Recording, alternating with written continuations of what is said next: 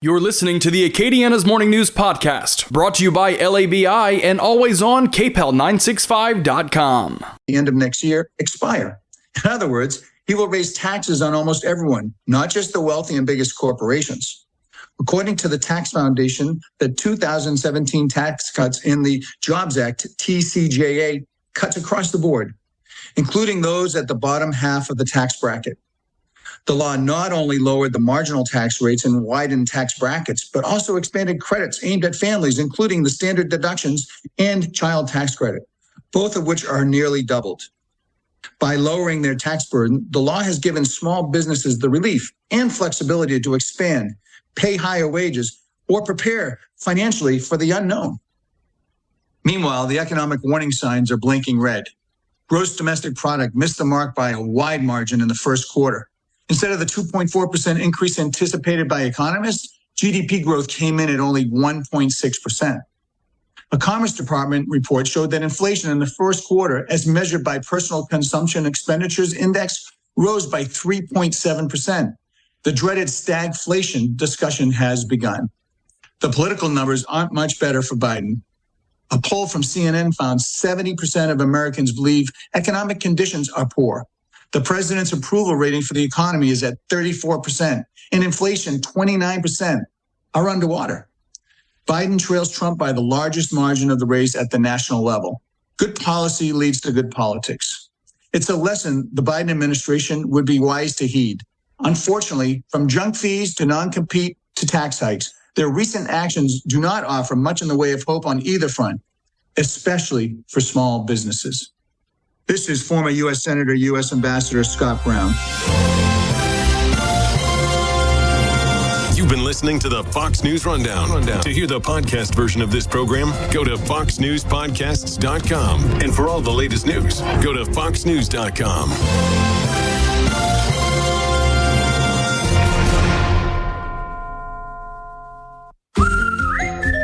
It's our favorite leaf filter trusted pro, Matt. Matt, come in. Hi, Mrs. Sparks. You wanted me to stop by? Is everything okay with your leaf filter gutter protection system? Okay, of course, silly. We wanted you to stop by for dinner as our way of thanking you. Yes, to thank you for that free gutter inspection, the free estimate, and what was the other thing? That lifetime guarantee. Well, Mr. and Mrs. Sparks, those are just Leaf Filter's policies. Everyone who calls Leaf Filter gets a trusted pro to come out for a free gutter inspection and estimate. And every Leaf Filter installation comes with a lifetime guarantee. So it's not just us? No, sir. We don't want anyone to worry about clogged gutters ever again. You mean everyone gets this level of service? Everyone. They just need to visit leaffilter.com/rundown to schedule their free inspection. Okay, but you must be starving. You work so hard. Ready to love your gutter protection as much as we do? Visit leaffilter.com/rundown and get up to 30% off today.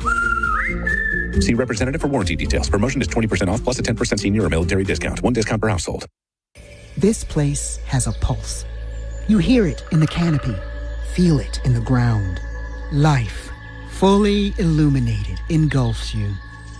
From the birds singing in the treetops above to the tiniest insects in the soil below. You take a deep, cleansing breath, filling your lungs with the essence of the forest. Now, imagine it's all gone. Healthy, life-giving forests reduced to nothing. No singing birds, no lush canopy, and water and food in short supply around the world. Time is running out to protect our forests, and without our love, they can and will disappear. It's our choice. Love it or lose it. Help protect our forests. Visit World Wildlife Fund at wwf.org/love. Did you know that 1 in 14 children experience homelessness at some point in time in their life? The Gifting Grace Project, Acadiana's homeless children's outreach, seeks to help them. Go to giftinggraceproject.com to partner with us or text GGP to 53555 and donate today. News Talk 96.5 KPEL, Breaux Bridge, Lafayette, broadcasting from the Matthew James Tax and Wealth Management Studios. Hamas says yes, Israel says no. I'm Dave Anthony, Fox News. So a ceasefire proposal for Gaza remains elusive. The proposal was brokered by Egypt and Qatar, but Israel says that offer falls short of its core demands. So Israeli forces have taken control of a border crossing in Rafah, where it's warned tens of thousands of Palestinian civilians to leave. Officials say the operation was very precise and very limited. They also say it was only in specific areas of eastern Rafah. The crossing is one of the main supply routes for humanitarian aid into Gaza, and we are told all movement there has stopped, at least for now. 20 Hamas militants were reportedly killed. Fox's Ashley Strohmeyer as the pro-Palestinian protests continue here in the U.S. That's at MIT in Massachusetts. The sound of students breaking down barricades to get back into an encampment. In New York City, about 24 protesters were arrested trying to disrupt a glitzy Met Gala. Tornadoes tore through Oklahoma again, doing damage last night in Bartlesville and Barnsdall, north of Tulsa. All of the neighbors are out here just trying to see who made it, made it. At least one person was killed. Failure to launch for Boeing. The astronauts were strapped in their seats. They were inside the capsule. But Fox's Jonathan Sari reports the first manned flight of the new space capsule was scrubbed. ULA, which makes the Atlas V rocket that was to launch the Boeing Starliner into space, says its engineers detected an audible buzz in an oxygen relief valve. Boeing may try again Friday night. Former President Trump will return to court in New York in a few hours for day 13 of his first criminal trial, the day after the judge threatened to jail him for repeated gag order violations about the case. The former president claims he's being politically persecuted and silenced. Frankly, you know what? Our Constitution is much more important than jail. It's not even close. I'll do that sacrifice any day. He's charged with falsifying records and payments to keep an alleged affair quiet in 2016. America's listening to Fox News.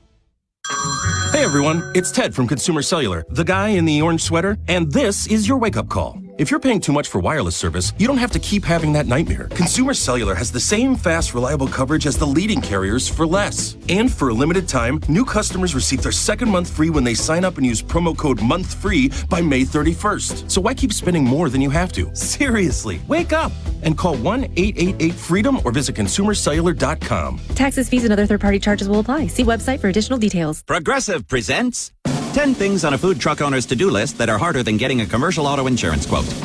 Stocking the fridge, prepping the stations, finding employees that get along well, finding employees that actually do their job. Looking at you, Gary. Balancing the books, balancing the flavors, having a fresh menu and fresh produce and fresh meat, but never a fresh mouth. But the easiest thing on a small business owner's to-do list? Seeing if you can save on commercial auto insurance. Get a quote in as little as 7 minutes at progressivecommercial.com. Progressive Casualty Insurance Company and Affiliates. Coverage subject to policy terms and conditions. A week after going to Israel again, trying to broker a Gaza ceasefire, Secretary of State Antony Blinken goes to Guatemala today, focused on U.S. border security. Blinken will discuss lawful pathways for immigration and refugee integration in the U.S. The meeting comes as Guatemala has seen a significant amount of migrants attempting to enter the United States. Fox's Ryan Schmelz. It's Inauguration Day in Russia. President Vladimir Putin sworn into another 6-year term in office. He's been Russia's leader, either as president or prime minister, since 2000. Meanwhile, another American jailed in Russia, a soldier this time, but he's not accused of spying like journalist Evan Gershkovich or jailed Paul Whelan. U.S. officials say Staff Sergeant Gordon Black had been stationed in South Korea, but was on leave before returning home to Fort Cavazos in Texas. He's in Russian custody, accused of stealing in the eastern port city of Vladivostok. Speaking anonymously, the officials say the 34-year-old, who's married, had travelled to Russia without authorization. He was visiting a girlfriend he'd originally met in South Korea. A Russian newspaper alleges Staff Sergeant Black stole over $2,000 from the woman. The soldier's family has been informed. Jonathan Savage, Fox News. On Wall Street, stock futures are mixed. Up for the Dow, down for the NASDAQ the day after big gains. In the NBA playoffs, the Timberwolves keep winning, blowing out the defending champion Nuggets in Denver, 106-80. Minnesota's up 2-0 and is still unbeaten in the playoffs. New York also won. The Knicks took down the Pacers, 121-117 in the first game of their second-round series. Jalen Brunson was fantastic again for New York, scoring 43 points on the night. He became just the fourth player in NBA history to score 40-plus points in 4 straight postseason games. Fox's Joe Morgan. On the ice, Boston beat Florida 5-1 in the opening game of their second-round NHL playoff series.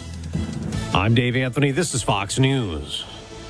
your 24/7 news source, on air, online, and with the KPEL News app. Now the headlines from the KPEL News Center. Good morning. I'm Tracy Wirtz with a look at news on this Tuesday, May 7th. Still no answers after a hearing Monday in Shreveport about the Louisiana congressional maps. USA Today reports that the status conference was held virtually and not open to the public. Attorney General Liz Murrill says it appears they will be headed to the Supreme Court this week. She said she will ask that the map approved by the legislature in January be implemented, or that they honor the map from 2022 that's currently in place. Louisiana Secretary of State Nancy Landry says they must have an answer by May 15th to prepare for the fall elections. In a statement, Attorney General Murrill said the judicial panel is inclined to move that deadline that she says will, quote, create more chaos for the state's congressional election. The Louisiana House is scheduled to vote today on whether to hold a constitutional convention later this month. The bill was amended to protect the homestead exemption, the K-12 funding formula, and that a third party cannot fund the convention. Governor Landry says his motivation to hold the convention is to give lawmakers more flexibility with the budget, so when there's less money to allocate, most of the cuts won't fall on health care and education. A Jeff Davis Parish representative is leading an effort to have certain items removed from the list of SNAP-approved foods. Troy Romero authored a resolution to request a waiver from the federal government to prevent SNAP recipients from using benefits to purchase unhealthy, fatty foods. The purpose is to encourage better eating habits to reduce obesity in the state. Louisiana is one of 3 states that leads the nation, with more than 40% of our population classified as obese. The St. Landry Parish Sheriff's Department has made arrest in connection with a murder in 2020. Evidence collected at the scene and a thorough investigation led to the arrest of Lester Johnson. Officials say they arrived at the home of Joseph Valian to find him face down in the kitchen and his hands bound behind his back.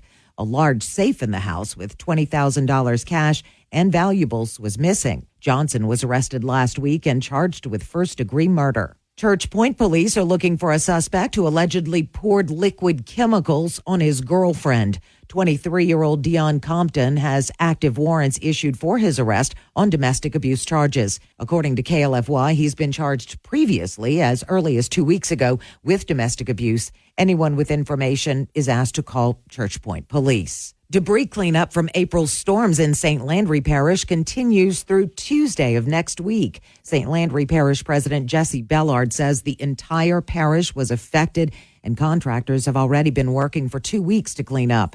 Governor Landry extended the funding for collection, so any St. Landry Parish resident with debris still in their yard should contact Public Works so they can pick it up. That's a look at your news. I'm Tracy Wirtz.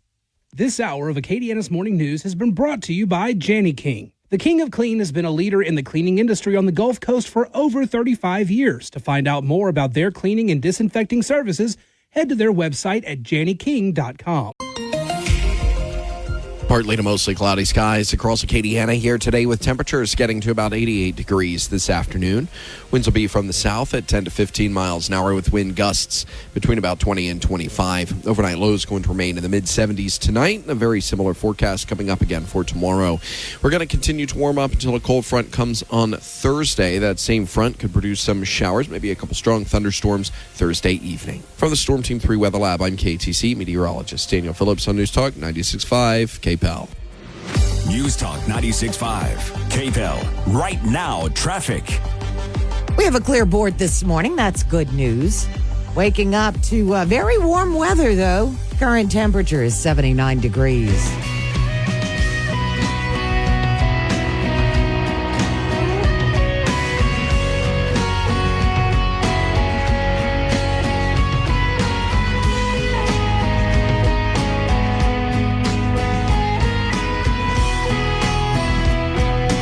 Good morning and welcome into Acadiana's Morning News on this Tuesday, May the 7th. Tracy Wirtz, Mark Pope. Hi, Mark. How you doing this morning?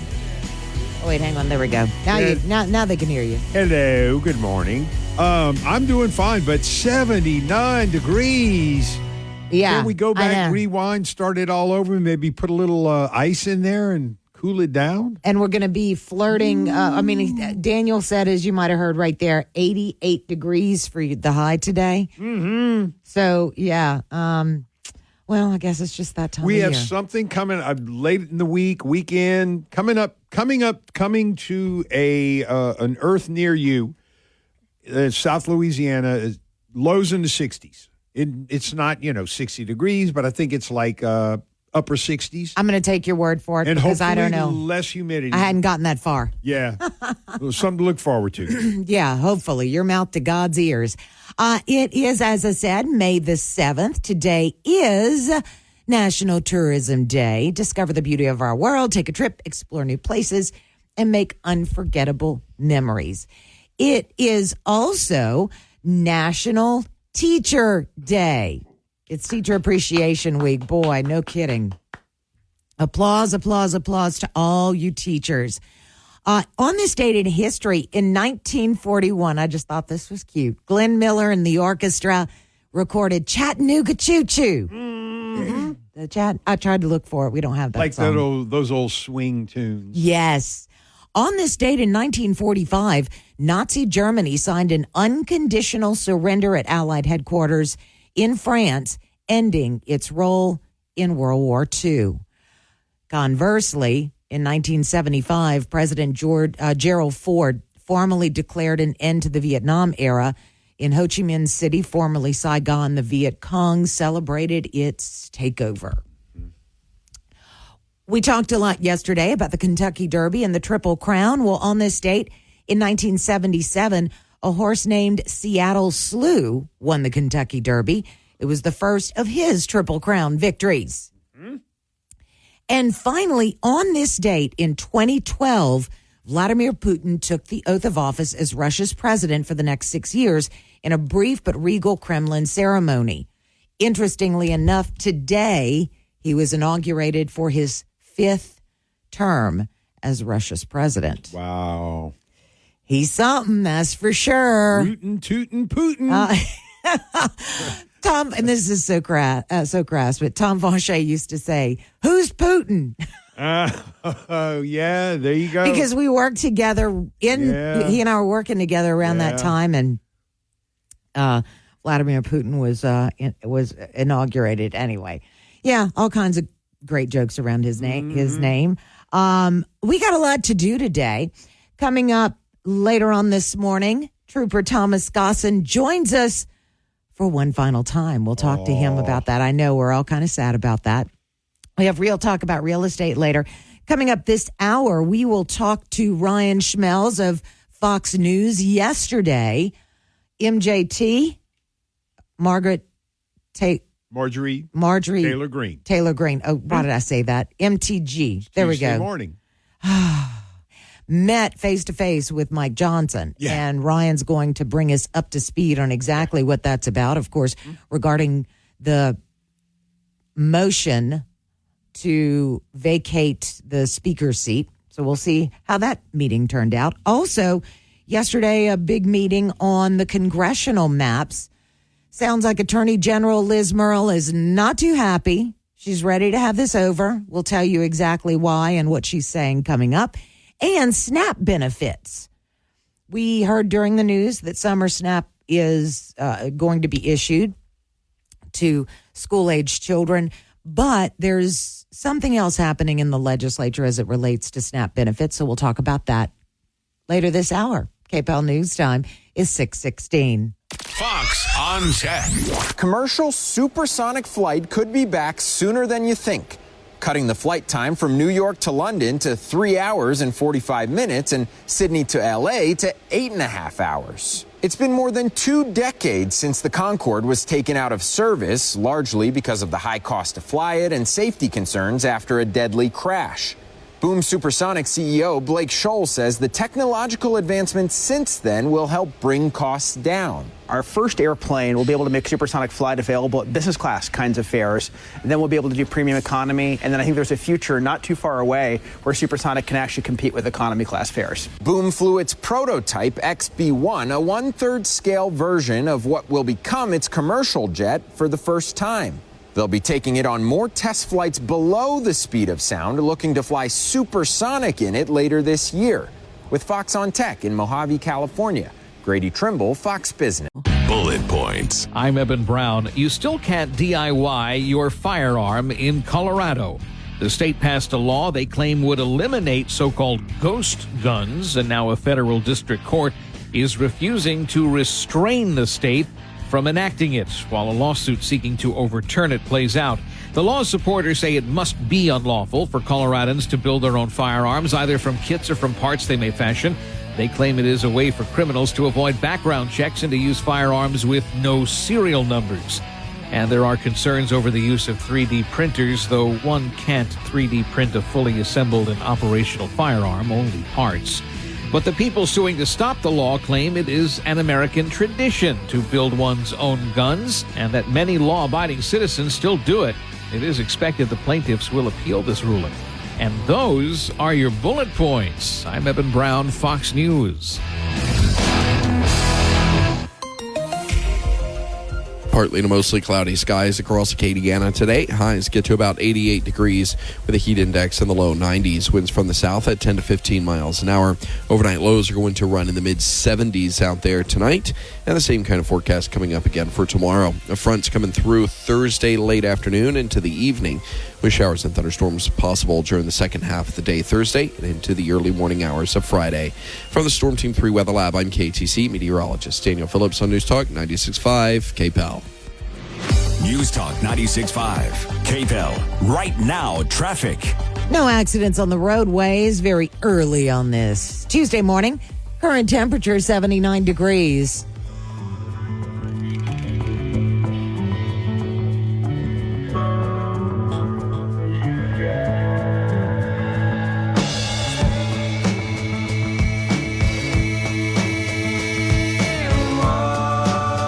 KPEL News Time is 6:22. Good morning. Welcome back into Acadiana's Morning News. Tracy Wirtz, Mark Pope joining you.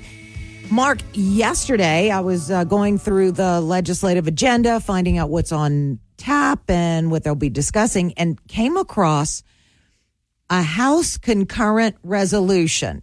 And, of course, I had to look that up. And, we were talking the other day. I have to tell you this. We were talking... When you look at the Daily Digest or the order of the day, each chamber calls it something different. Essentially, it's their agenda. They have all these different headings, like first reading, introduction, second reading, third reading, final passage. You can't understand a lot of this stuff, right? You can guess, but right. It's like throwing darts. Yeah, pretty much. Well, I looked up what a House concurrent resolution is, and it's not a law, obviously. Mm-hmm. But this particular House concurrent resolution, it's 105, is a request for the federal government to give Louisiana a waiver as it relates to SNAP benefits, because Representative Troy Romero, who is from Jeff Davis Parish, wants the federal government to allow Louisiana to disallow or to remove certain foods from the list of those that are approved by SNAP. Those are unhealthy and fatty foods. Now, the definitions of those have not been written out yet.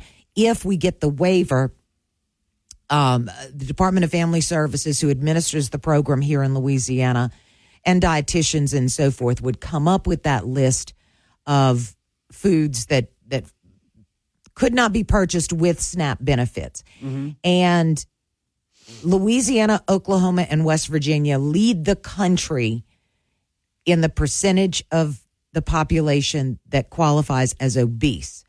Now, there's overweight and obese, and those aren't the same things. You shouldn't use those interchangeably.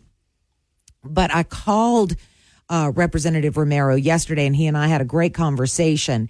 And he said that he had actually proposed a law to do this. However, because the program is funded by the federal government, they ultimately have the final say. You can't override federal government. Right. Yes. And so this resolution memorializes Congress to grant the waiver. Now that again, I was like, okay, why can't you just say we're gonna request? But they got to use all these big fancy words. Yeah.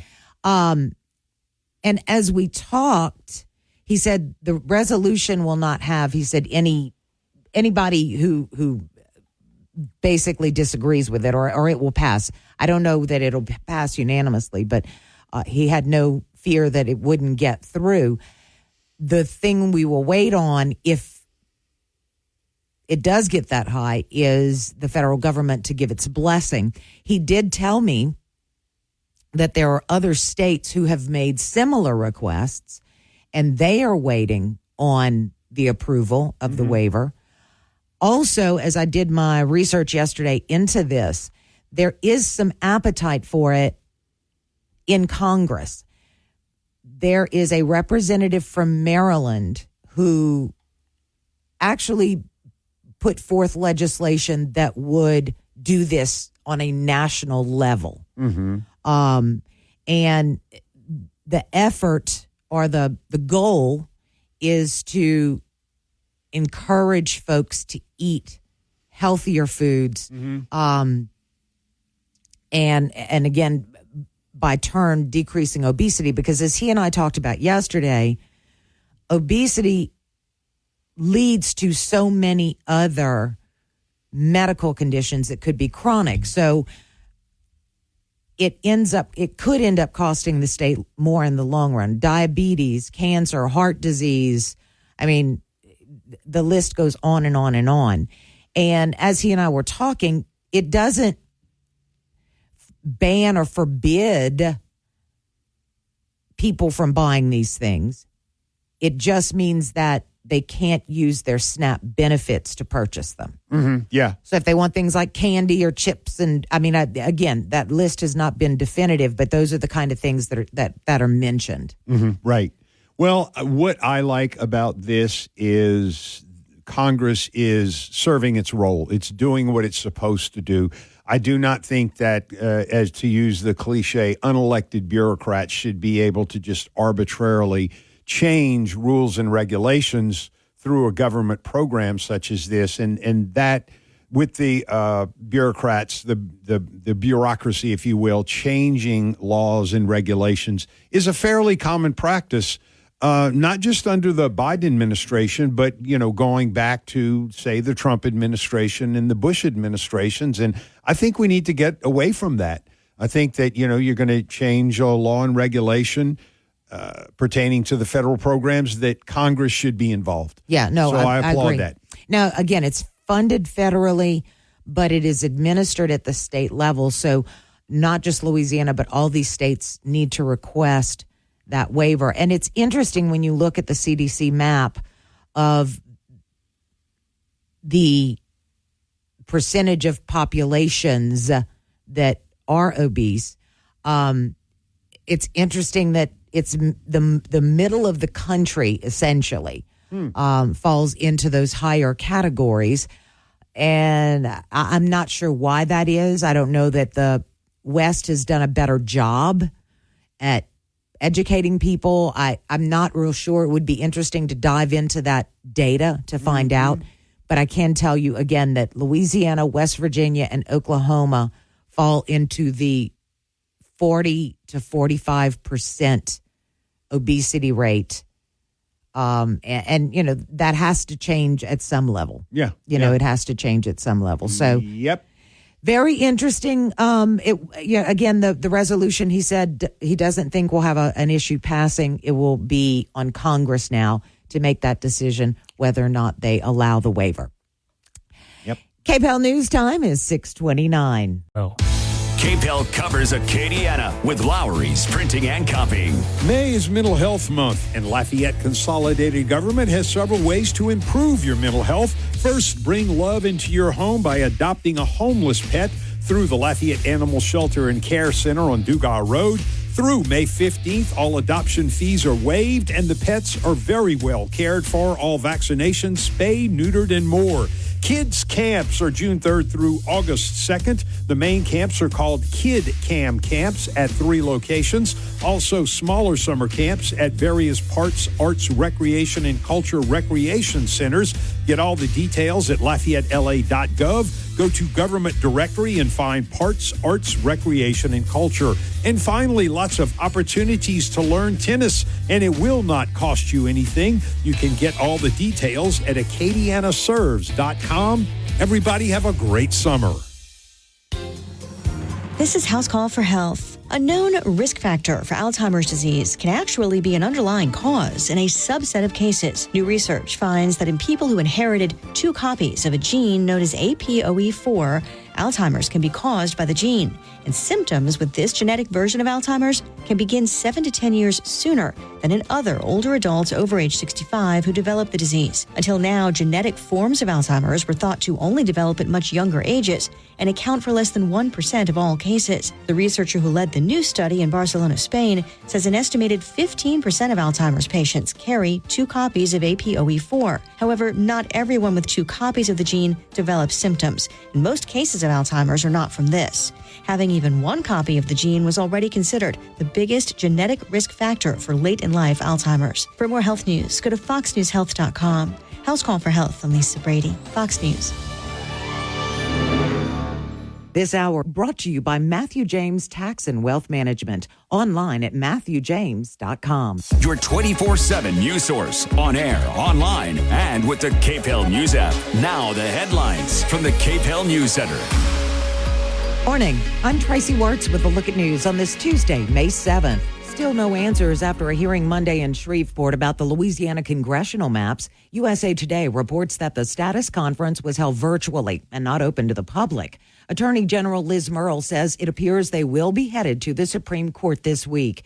She said she will ask that the map approved by the legislature in January be implemented, or that they honor the map from 2022 that's currently in place. Louisiana Secretary of State Nancy Landry says they must have an answer by May 15th to prepare for the fall elections. In a statement, Attorney General Murrill said the judicial panel is inclined to move that deadline that she says will, quote, create more chaos for the state's congressional election. The Louisiana House is scheduled to vote today on whether to hold a constitutional convention later this month. The bill was amended to protect the homestead exemption, the K-12 funding formula, and that a third party cannot fund the convention. Governor Landry says his motivation to hold the convention is to give lawmakers more flexibility with the budget, so when there's less money to allocate, most of the cuts won't fall on health care and education. A Jeff Davis Parish representative is leading an effort to have certain items removed from the list of SNAP-approved foods. Troy Romero authored a resolution to request a waiver from the federal government to prevent SNAP recipients from using benefits to purchase unhealthy, fatty foods. The purpose is to encourage better eating habits to reduce obesity in the state.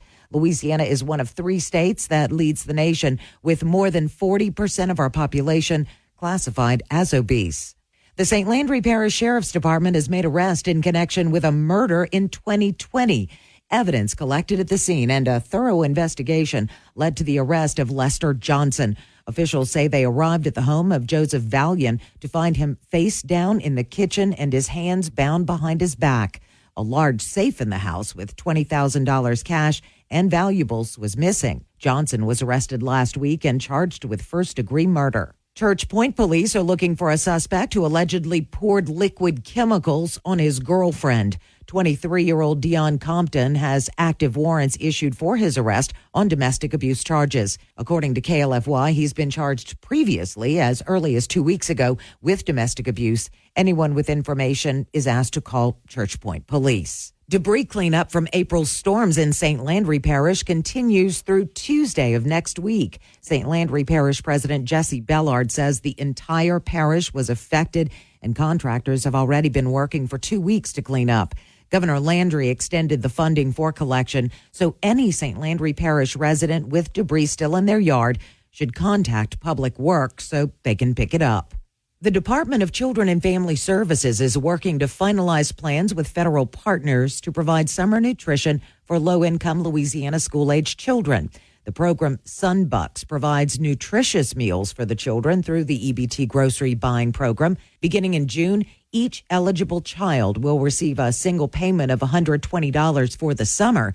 Sunbucks will automatically be added to most eligible families' assistance, but some may need to apply. It's National Hurricane Preparedness Week, and GOSEP Director Jacques Thibodeau wants to make sure everyone is ready for an active hurricane season. Thibodeau suggests having an emergency fund and supplies ready and having an evacuation plan. The Colorado State University long-range forecast indicates the possibility of 23 named storms, 11 hurricanes, with 5 of those likely becoming major hurricanes. That's a look at your news. I'm Tracy Wirtz. Party at Rock and Bowl all weekend, starting on Thursday with Dylan Oqua and Judy's Ramblers. Friday, Parade Route. Saturday, Shotgun Lily. Sunday, Leroy Thomas. Tickets now at rockandbowl.com. God bless you. God love you. And thank God for you. Want a relaxing way to spend some time? Louisiana's state parks are right in your own backyard. Spend the day hiking, fishing, biking, and picnicking, or stay overnight at one of our affordable cabins, campsites, or group camps.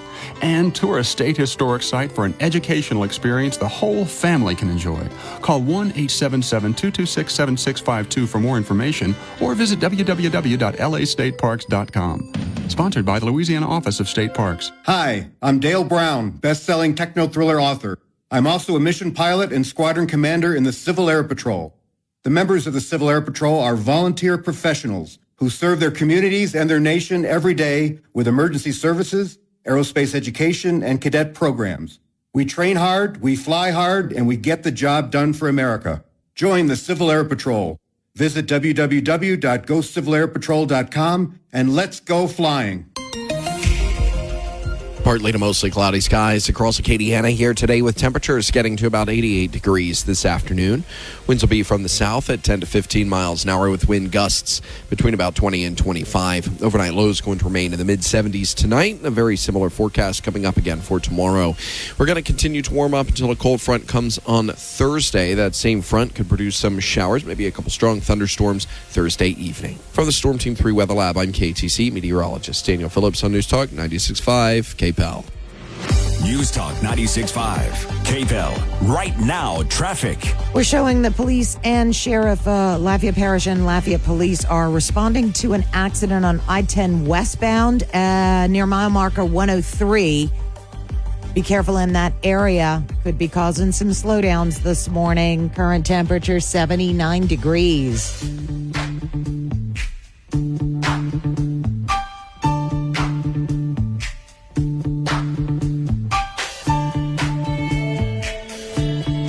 KPEL News Time is 7:40. On this Tuesday morning, coming up in about 10 minutes or so, we will visit with Ryan Schmelz about the face-to-face meeting yesterday that happened between MTG, Marjorie Taylor Greene, and House Speaker Mike Johnson, of course, from Louisiana.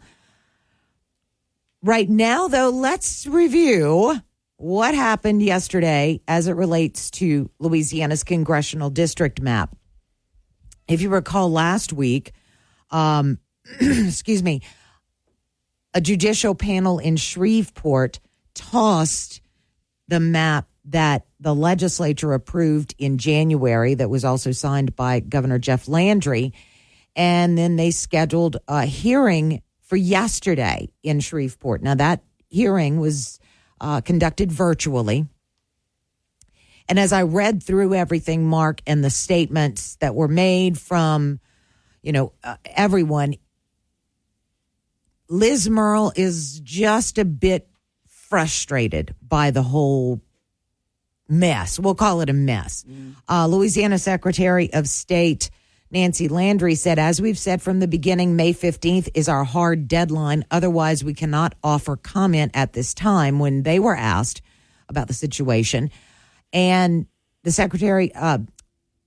the Attorney General issued a statement saying the Secretary of State has consistently said May 15th is a hard real deadline, yet the panel, meaning the judicial panel, seems inclined toward creating more chaos in our congressional elections in a presidential election year. While we will not have a definitive ruling for another day at least. So they didn't say anything yesterday. They don't have a ruling after that hearing. She says, we appear to be heading to the Supreme Court this week. My position has been clear.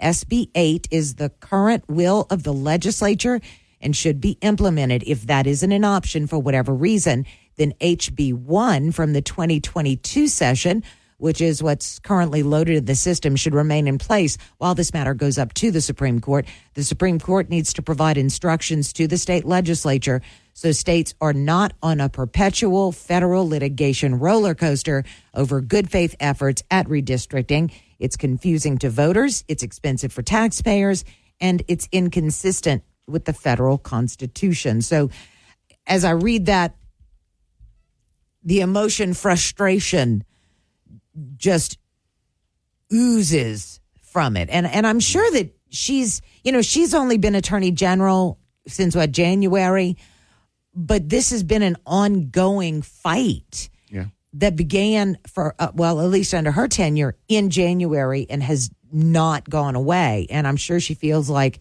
there are bigger fish to fry. Let's get this over with. We did what you asked. So what's the problem? Yeah. It's, I like that term, a perpetual judicial, A perpetual federal litigation roller coaster. Ooh, yeah. Talk about a super roller coaster. And she calls them good faith efforts at redistricting. And I really feel like that's the case. They've done their best. You mentioned that something that I was not aware of, that you had read somewhere, that the group that brought the suit that resulted in the judicial panel tossing this particular congressional map, they actually offered alternatives. It wasn't like they said, let's just toss it out. And I'm a big proponent of, if you tell me there's a problem, what is the solution? Yeah, exactly. You're going to pose the problem, then propose a solution. Right. So the group, and I was looking for their official name. It's a little play on words, if you will. The group of individuals, the plaintiffs, if you will, that filed the lawsuit. Yes, they proposed 7 different districts, and these are people with experience in this. For example, Paul Hurd, an attorney out of Monroe, has been involved in lawsuits. I believe he goes back to the 2022 issue or district map that was thrown out because it was ruled unconstitutional because it was based on gerrymandering, which is illegal, unconstitutional. Yep. So it's going to be interesting to see. She says that they're headed to the Supreme Court this week. Now, I don't know if that means they're sending the documentation to the Supreme Court or if they're actually physically going up there and hoping that they can get a hearing or get a review by the Supreme Court. And I believe, as I look back at the things that the Supreme Court has taken up, the issues that they have considered, when it is an emergent situation, they will move it up on their docket. And given the fact that our deadline is essentially a week from tomorrow to get that map to the Secretary of State, then I would suspect this qualifies as an emergency. Yeah. But come on, a week and a day, 1 week and 1 day from today, the 7th of May, it's not rational. Right. It is not rational. So we'll see what happens. It's going to be interesting. I am really interested to find out if the Supreme Court will hear this particular issue in a timely manner so that we can put it to bed, hopefully once and for all. And here's the sad part, Mark, is that if they allow us to implement the map that was drafted and adopted by the legislature in January, because it was tossed out over a lawsuit, will we be back in this same situation after the election where they say, okay, yeah, you can use it this year, but you got to go back and redraw it again? Yeah. The whole appeals process, we talk about the judicial roller coaster. This was all brought on by one judge, Judge Shelley Dick. And she said, nope, you must have a new minority district, congressional district for Louisiana. Yeah. And the game of tennis, badminton, whatever you want to call it, maybe even pickleball, the pickleball continues to be swatted about. Without a doubt. KPEL News Time is 6:47. The Rustic Renegade is your one-stop shop in Lafayette for firearms, concealment furniture, men's grooming products, and our locally roasted coffee. Bikers Against Child Abuse, BACA, exists with the intent to create a safer environment for abused children. We exist as a body of bikers to empower children to not feel afraid of the world in which they live. We stand ready to lend support to our wounded friends by involving them with an established, united organization. If you'd like to know more about BACA, please visit our website at bacaworld.org or call 1-866-71-ABUSE. Partly to mostly cloudy skies across Acadiana today. Highs get to about 88 degrees with a heat index in the low 90s. Winds from the south at 10 to 15 miles an hour. Overnight lows are going to run in the mid-70s out there tonight. And the same kind of forecast coming up again for tomorrow. A front's coming through Thursday late afternoon into the evening, with showers and thunderstorms possible during the second half of the day Thursday and into the early morning hours of Friday. From the Storm Team 3 Weather Lab, I'm KTC meteorologist Daniel Phillips on News Talk 96.5 KPEL. News Talk 96.5 KPEL. Right now, traffic. We are still showing that accident on I-10 westbound near mile marker 103. That's going to be between I-10's intersection with I-49 and the Louisiana Avenue exit, so be very careful. Current temperature 79 degrees.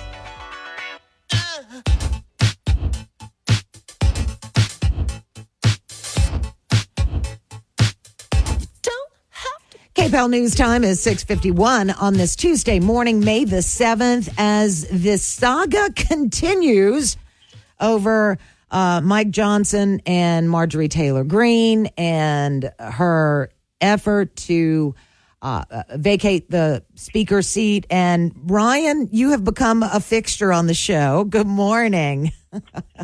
Morning. How are you this morning?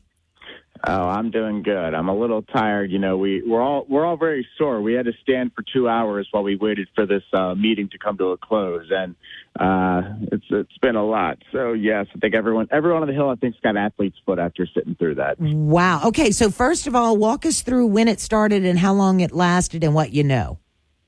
Right. So Marjorie Taylor Greene gets into Speaker Johnson's office around 3:40 with Thomas Massey from Kentucky, the other Republican who signed on to the motion to vacate.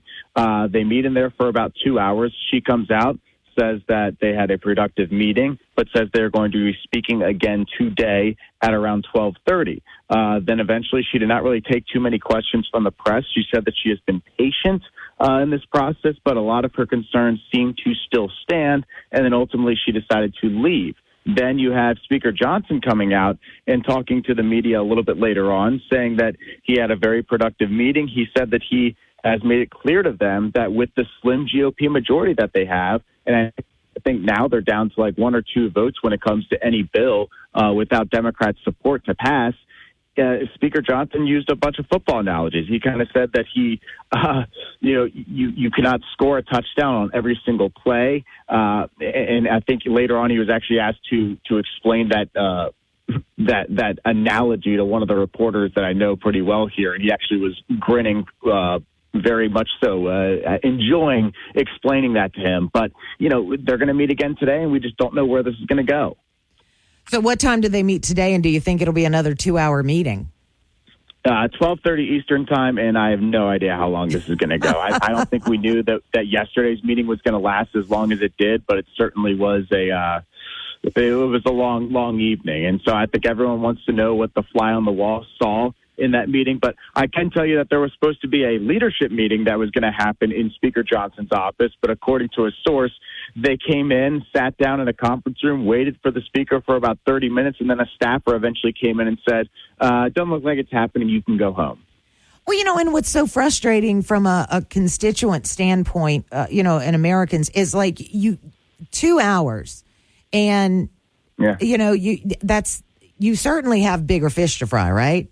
I mean, that's my opinion, but that's from where we're sitting. I know that's what's going through my head. Well, I mean, a lot of these guys want to be focused on policy and they want to move forward. And there's a lot that needs to get done with Congress. They've got the FAA reauthorization that's supposed to happen or expire on Friday, and they want to be voting on that. And if they're dealing with a motion to vacate, it's going to be hard to vote on that. And I think a lot of members are getting really annoyed that they're getting asked about this nonstop. You know, we talk to Republicans on a daily basis. They want the focus to be somewhere else. They want to focus on legislation and stuff like that, but they can't right now because, this is kind of eating up a lot of the media coverage. Mm-hmm. Part of what Speaker Johnson has said, Ryan, is, what has prompted all this with Miss Taylor Greene, Representative Taylor Greene, is that she did not like the $1.2 trillion spending bill that was that Speaker Johnson allowed to go to the floor. He negotiated with Chuck Schumer. I heard these words from his lips. He was up until midnight the Thursday before the vote negotiating with Senator Schumer. 72% of that bill was for military funding. And there was an increase in that military funding. Military personnel got a raise for the first time in decades, in a couple of decades. And he talked about all the, quote, environmental stuff, that which they call, I guess, still the Green New Deal. And it was a very, very small percentage of that bill. I think Ms. Taylor Greene and other hardline Republicans are mad because Speaker Johnson said, no foreign aid until we do something about the border. I don't know if Speaker Johnson said until we shut down the border. But it's all, it's some hardline stances, and it's who blinks first.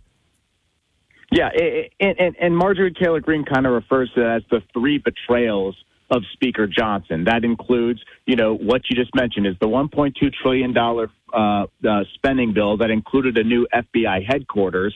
There's the FISA reauthorization that didn't include a warrant requirement, and Speaker Johnson was actually the deciding vote on that warrant requirement failing when they were on the amendment process.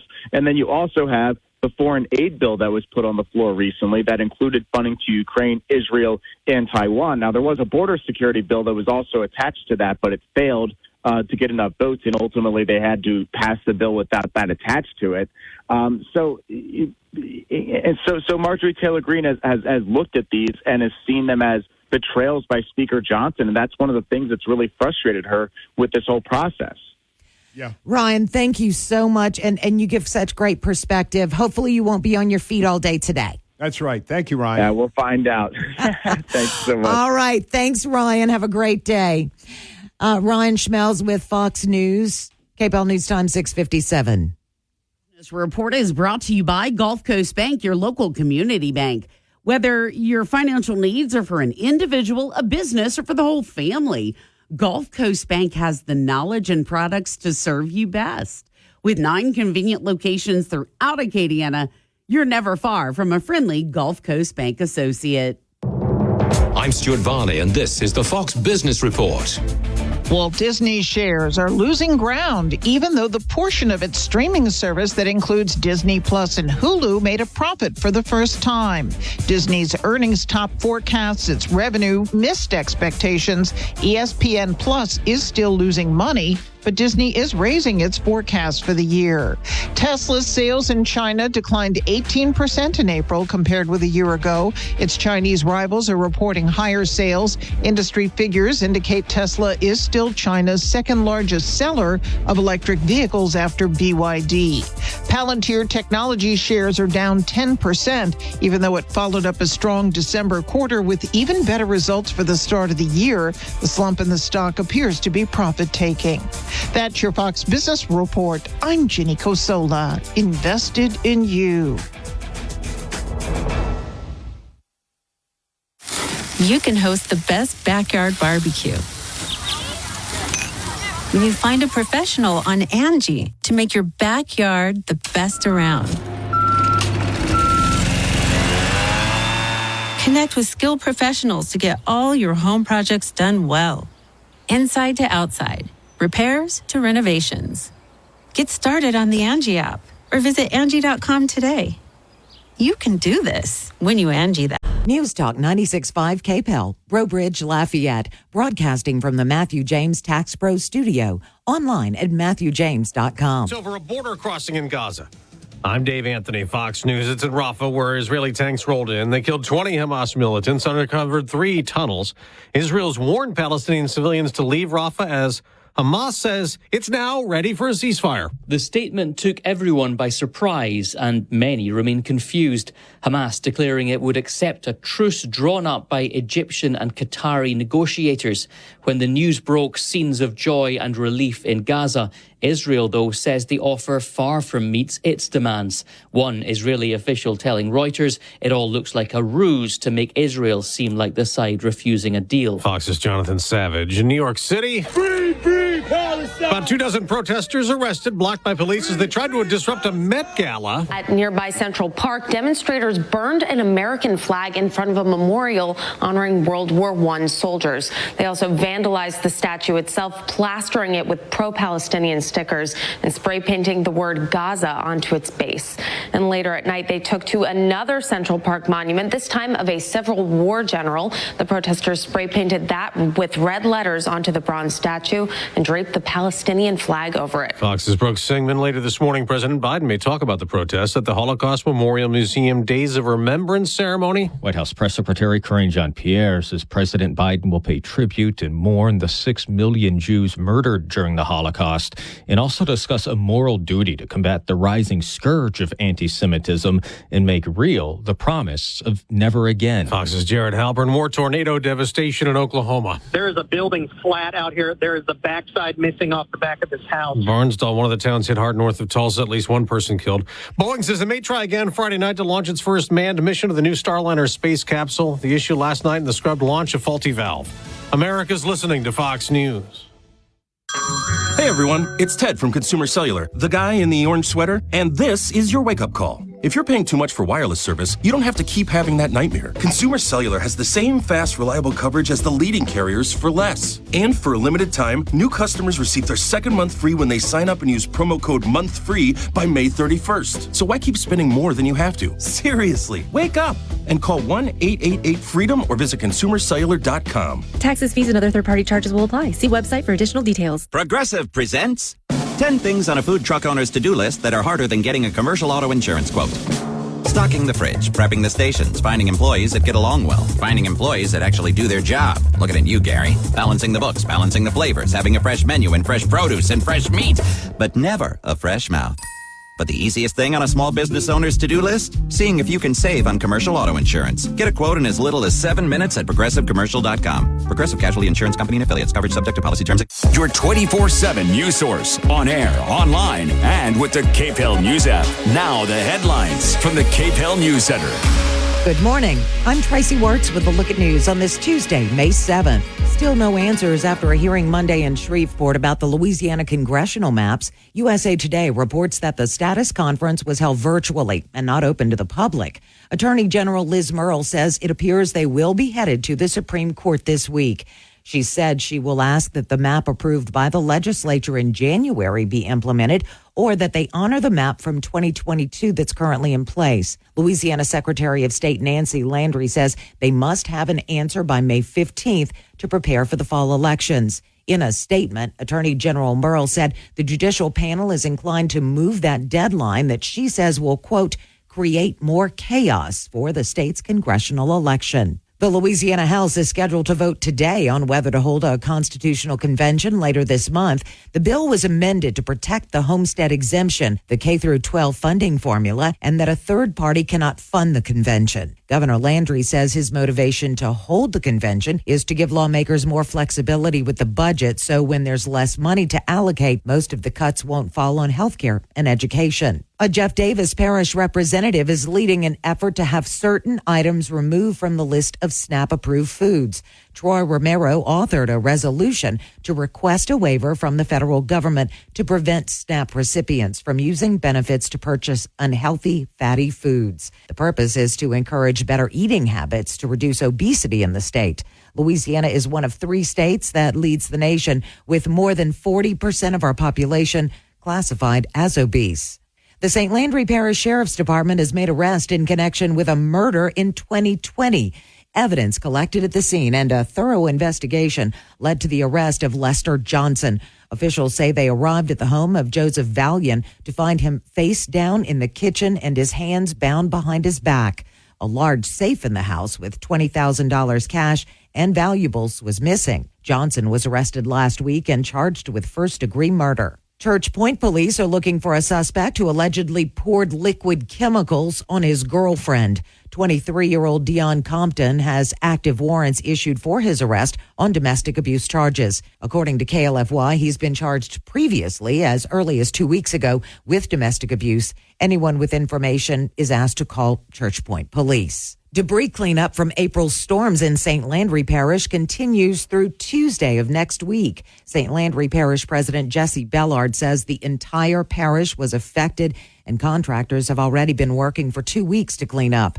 Governor Landry extended the funding for collection, so any St. Landry Parish resident with debris still in their yard should contact Public Works so they can pick it up. That's a look at your news. I'm Tracy Wirtz.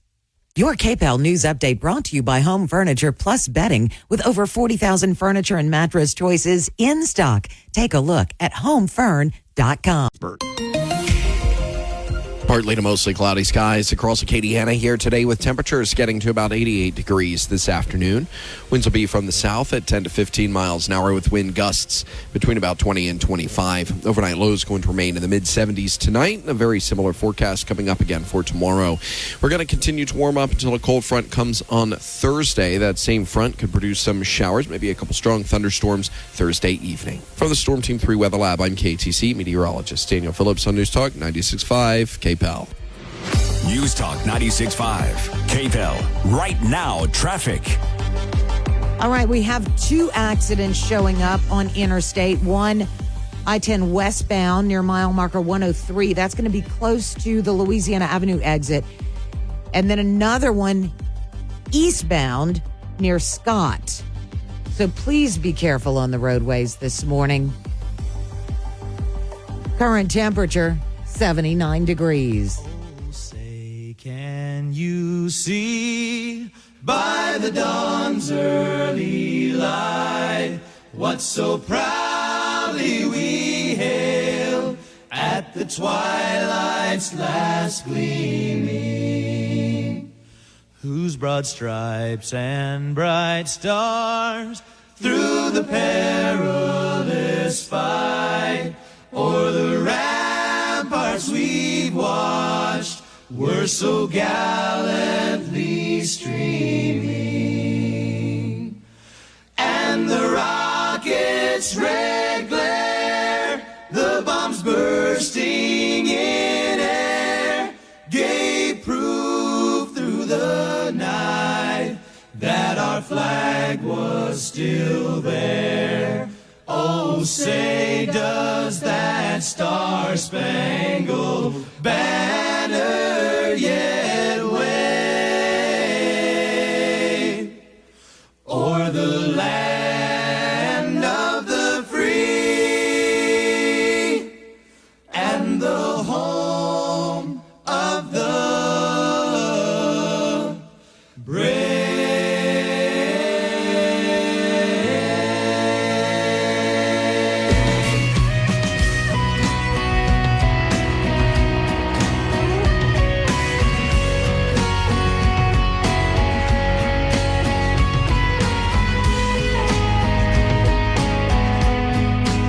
Good morning and welcome back into Acadiana's Morning News. KPEL News Time 6:10 on this Tuesday morning. Not 6, 7, 7:10. Don't push us back, Trace. It's 7:10. Tracy Wirtz, Mark Pope in with you. And it's a sad day for us.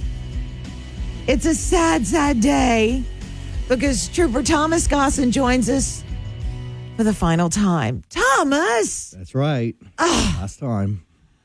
You've been doing this for 6 years. Yeah, going on 6. It'll be very close. I remember my first on-camera interview was with, it was at a crash. It was in on the way to Iota, Sylvia Masters, and on the side of the road, and I was so nervous. Yeah. Right. It was a double fatal, actually. Oh, so, gosh. yeah, one of those. But yeah, it's been fun. Mm-hmm. So I know a lot of people don't know I'm moving on to a different section in state police. I'll be vacating this position as of Monday. Mm-hmm. So it's been a learning lesson for sure. Yeah. Tracy, It's been fun. let's file a motion to unvacate. Yeah. Keep the trooper in his position. How do you do that? Yeah. I Call don't know. Marjorie Taylor Greene. Right. You're right. But you might be back in the building, Thomas, if you're going to be part of the governor's security detail, Yeah, because the governor yeah. does visit our studio Yeah. fairly regularly. So I'm going into protective services with the state police, which is the kind of the security side of things. So I'm looking forward to it. So some of the most interesting things I've done actually in this position, when the president or the vice president comes into town and stuff, we have to kind of get involved with that and stuff. And so I've done that several times, and that was really interesting to see. There's so much on the back end of things that people don't understand whenever dignitaries and things like that come to town. It's a process. It is a huge process. There's a lot of things behind the scenes, hidden things that go on days before, and so it's going to be a learning curve, to learn some of the stuff. But it's interesting. Yeah, but you won't be going to Baton Rouge. You'll be staying here, right? Well, I'm not moving not personally. right, yeah, right. Yeah. Within with state police, you have to live within a certain mile of your designated home, quote unquote, office, and so I'm within that area, so you don't have to move. But yeah. Well, we're going to definitely miss you. Yeah. We're going to be sad. We don't have a replacement yet. We're going through the application process right now. We have several candidates that are vying for it, and they're going to go through the interview and see how that looks. Make sure you give them some good tips so that they're as good as you are. Well, I'll try to get them better. That shouldn't be too hard to do, but I'll get them up there. Yeah. So I think we have several candidates. What's interesting is, sometimes this job isn't for everyone. You have to want to talk, and you have to like to talk in public speaking, and and be bothered all the time. Well, I don't know about bothered, but part of this job is being accessible, and that's one thing I was trying to. When I came in and got my feet wet, I needed to let people understand that every time there's blue lights on the road, I don't know what's going on. Right. And we don't get involved with every involved thing that you see in Lafayette or any other town. Mm-hmm. So I don't always know what's going on. Just because there's a crash, like you told me there's a crash at the 103. Well, that's not in the area we cover. That's for the city of Lafayette. And people have a hard time grasping that concept. Yeah, but it's an interstate. Yeah, but we don't work that. That's incorporated areas of a city that the city will handle. So, I have to ask you a question. Fairly recently, you were on Weekend News, I believe. There was a fatal, and you were on camera. And first time ever, you had your Dudley Do-Right hat on. Your, quote, official, you had your full dress, and you had your hat on. Is there a policy that says if you appear on camera, you must have your full uniform on? When I'm outside, when we're outside, I kind of just, as a rule, full uniform outside with a cover. Inside, no cover. So Gotcha. Yeah, so that's why. Lately it's been.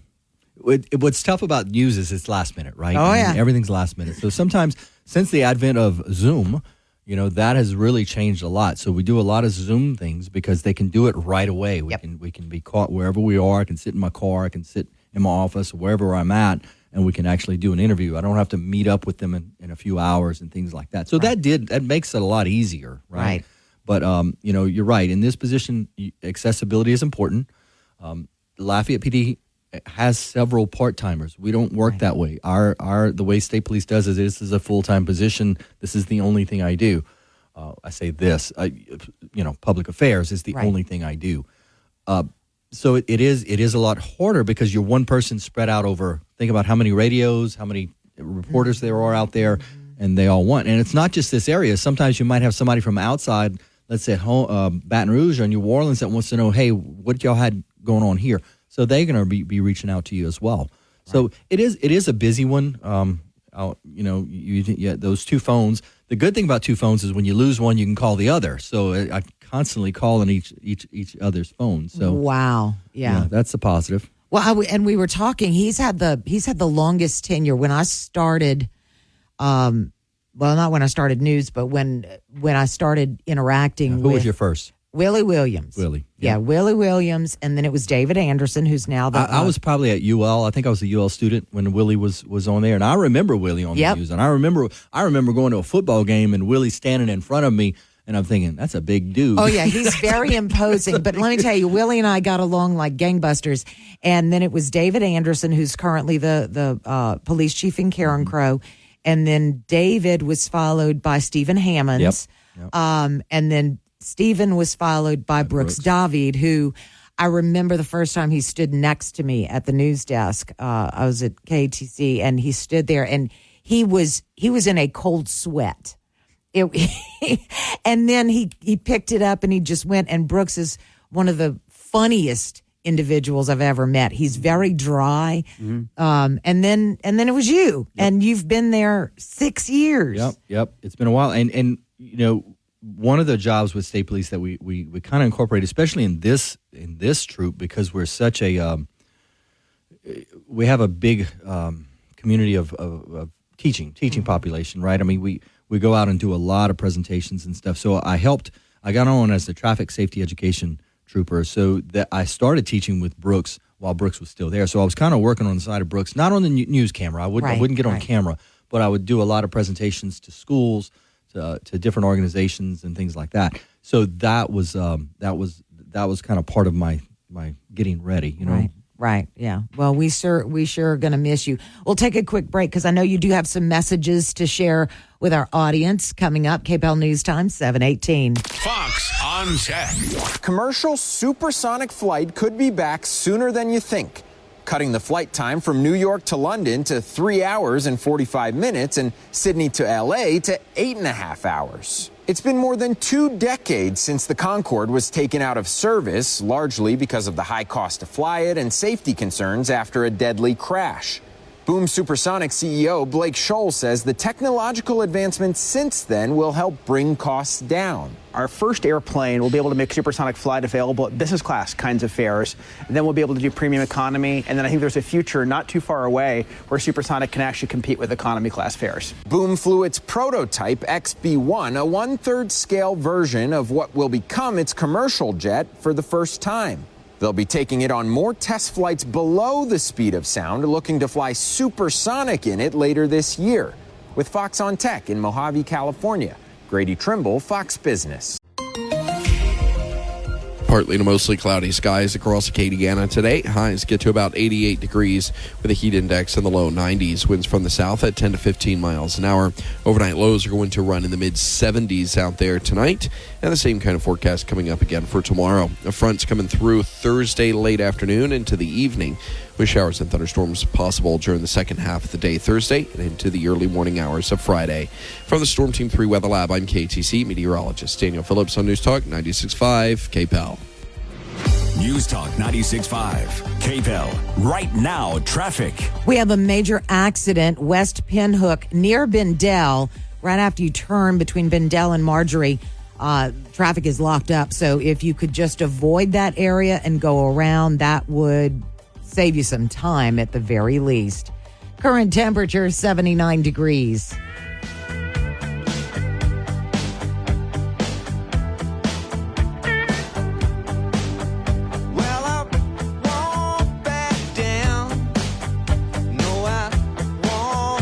KPEL News Time is 7:23 on this Tuesday, May the 7th. And for the final time, Louisiana State Trooper Thomas Gosson joining us. Now, you aren't going far. You're just, you're still going to be a trooper. So. Yes, correct. I'm sad. So I have to ask you, other than us, what will you miss the most about being the PIO? I think, as a lot of you know, I was a teacher first years ago. So I really enjoyed the teaching aspect of this job. Education component of state police is big. If we can educate people not to break the law and not to get in trouble, not to do dangerous things and get hurt, then the society's much safer, right? Much better. So, that's that. I'm definitely going to miss that part of it for sure. Okay. Yeah. Well, we know you'll miss us. Yeah. All right. So you got some information to impart today. Obviously with the hurricane preparedness, as you spoke about earlier in the news, That's a big part of it. We have a hurricane prep plan always in place. I mean, that's one thing that some of the every troop has in place. When you look at these things, I think having water is so important. Yeah. And look, I say this, even in your car, having water, right? Mm-hmm. Because again, whenever there's a crash on the basin and it takes several hours to clear, some people get caught behind that thing and you just can't move. Which is frustrating. I understand that. I know, and believe me, they work as fast as they can to clear these things. Right. But having a little bit of water in that car would help you a whole lot, right? And I've said that a lot. But please, just throw a couple bottles of water in the back seat or on the back floor, in the trunk, wherever, and just have it there, just in case of emergency. In when it comes to hurricane preparedness, I remember being out of power for several days. Oh yeah. Right. Filling the tub up with water, even just to have that water, not to necessarily bathe in per se, if you don't that, but just to be able to flush a toilet will still flush without power, right, as long as you have water to put the pressure in the bowl. Right. So having that, now luckily I live by a pond, so I can scoop out water out of the pond if I have to, right? But not everybody has that luxury. But I think having the batteries, having secure, if you're going to not abandon your home, but evacuate your home, by all means, secure those important documents. If not taking them with you, at least secure them in a watertight something that preserves them in case such catastrophe may happen, right? But I think those things are important. I know we kind of get lax because we haven't had a storm in a few years, right? So we think, it probably won't happen. Well, you just never know. It only takes one, and and then before all long, every shelf is empty in the store. So you waited too long, and now everybody's scrambling. So just kind of prepare ahead for stuff like that. Me personally, if I go buy extra gas, I try to buy the non-ethanol. That way, it stays fresher for longer. Really? I did not know that. Or you get Stabil or something like a gas treatment where a stabilizer in it so it doesn't basically break down in the water and chemicals. Yeah, that's you learn something new every day. Yeah, I run I'm sure you do too, right? In your motorcycles and in your small engine stuff.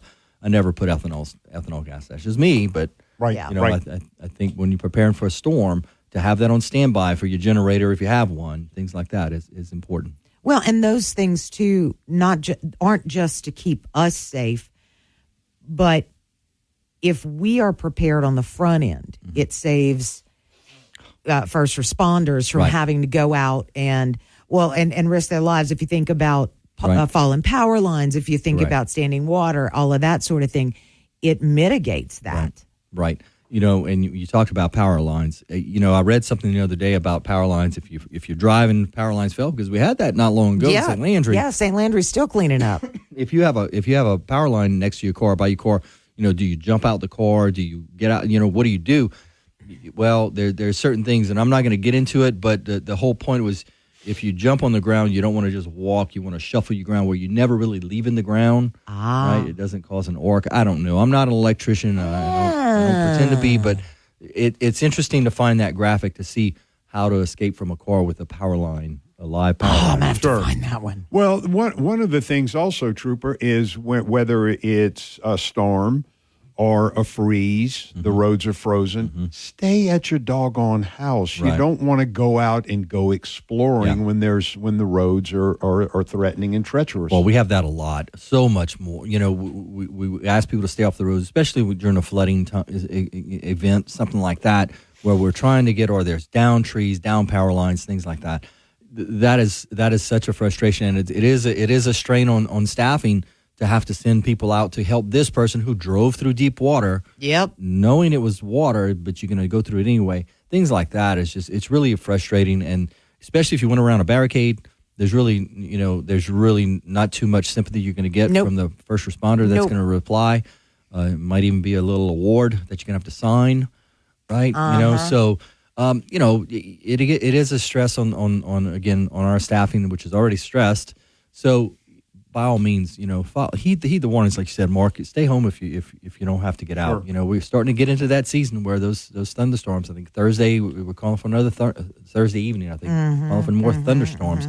So you just never know. So just heed those warnings, be safe, and please always wear that seatbelt. Okay, so get ready for hurricane season. It's hurricane prep time. And Thomas, it has truly been a pleasure. I know that I enjoy being here. Seriously, Yeah. This was the highlight of one of my experiences. Well, yeah, I mean, you guys were always accommodating and welcoming, and look, to offer this platform to state police to get this message out about safety and about education, about the things that are going on with state police. It's not about me; it's about the men and women out there that are actually on the road doing these things.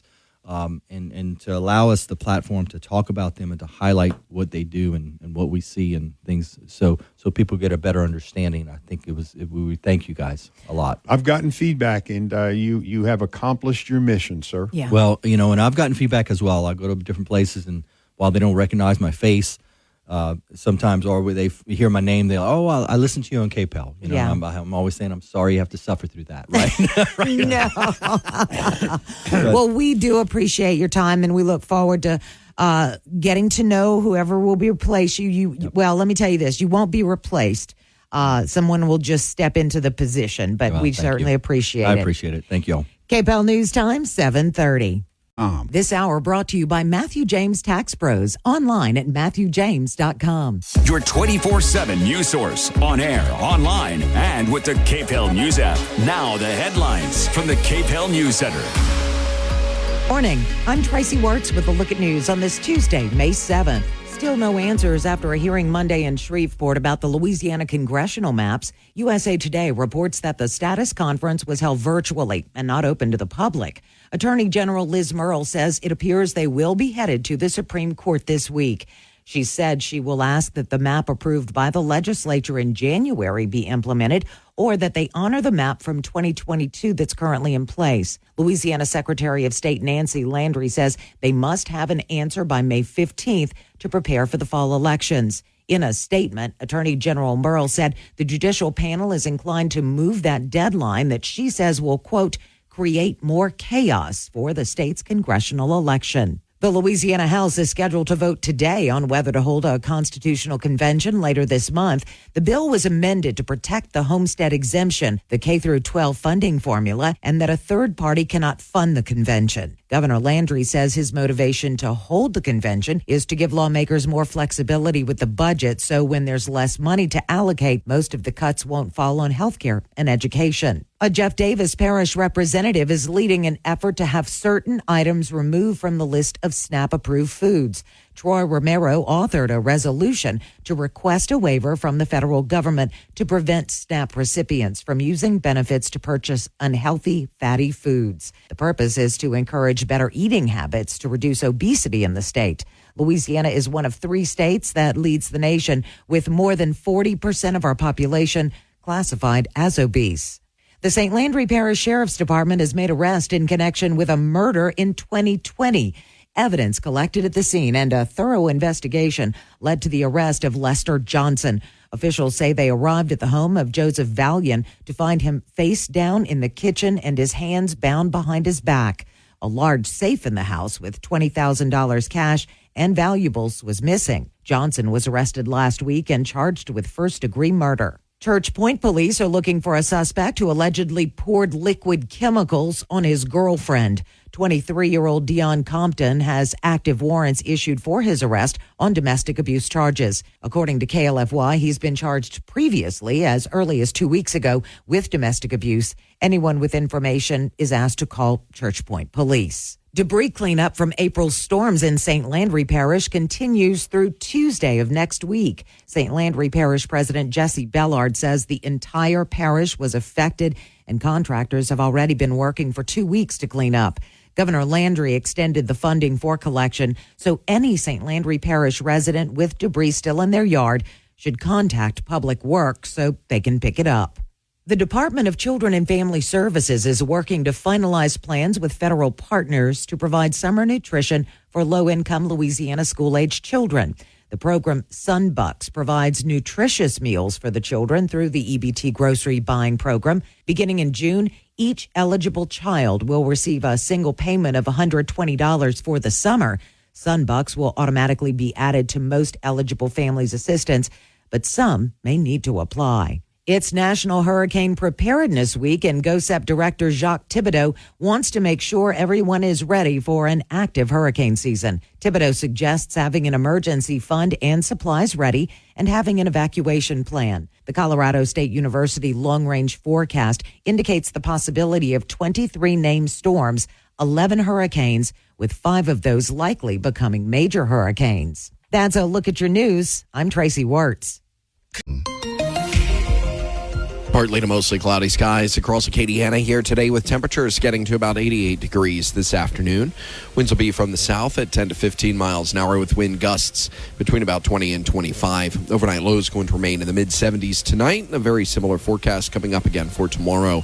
We're going to continue to warm up until a cold front comes on Thursday. That same front could produce some showers, maybe a couple strong thunderstorms Thursday evening. From the Storm Team 3 Weather Lab, I'm KTC meteorologist Daniel Phillips on News Talk 96.5 KPEL. News Talk 96.5 KPEL. Right now, traffic. We have an accident on Pinhook Road right after you turn off of Bendel. There is a major accident with injuries, and that is stalling traffic. So please be careful, and you might want to take an alternate route so you aren't slowed down today. Current temperature is 79 degrees.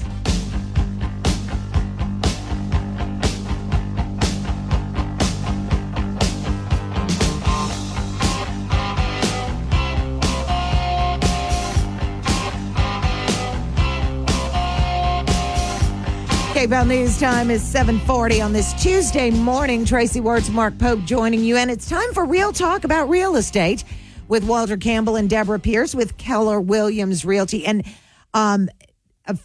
first of all, good morning. Good morning. Happy Tuesday. Absolutely. And remember, as you're listening, if you get to the office and you're like, you know what, I really have a question, then go ahead and send it to us through our app.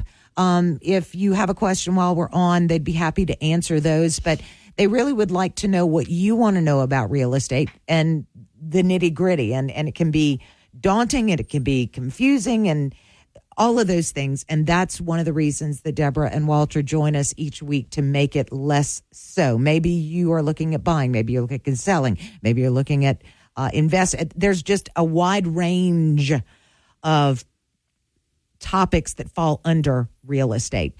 We're going to circle back to something we talked about a couple of weeks ago about a settlement involving the National Association of Realtors. And I remember at the time you guys saying, we're doing a lot of this. Bring us back to exactly what this was or is when the settlement came down. Absolutely. And before we start, Walter and I both want to have a disclaimer that Walter and I are here.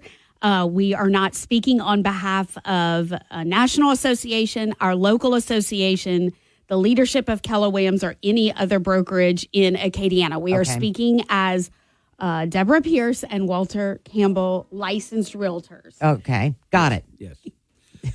Okay. So NAR was a National Association of Realtors, right, was challenged because of multiple listing service cooperative compensation rules. Okay, now multiple listing service means that if you list the property as a real estate agent under your broker, other people can also tap into that information and sell it, right? That's right. That's basically the database that realtors use. Of available properties. Okay. Correct. And of course, it keeps the history of those properties as well. Okay. And to be clear, too, a co-oping compensation is the compensation that the seller and their agent are offering to the buyer and to the buyer's agent. Okay. So the fee that will go to the agent representing the buyer. Okay. That is what co-oping compensation means. Okay. And we were talking here just before we got on the air, and why should people care? Okay. Why should people care about this? Well,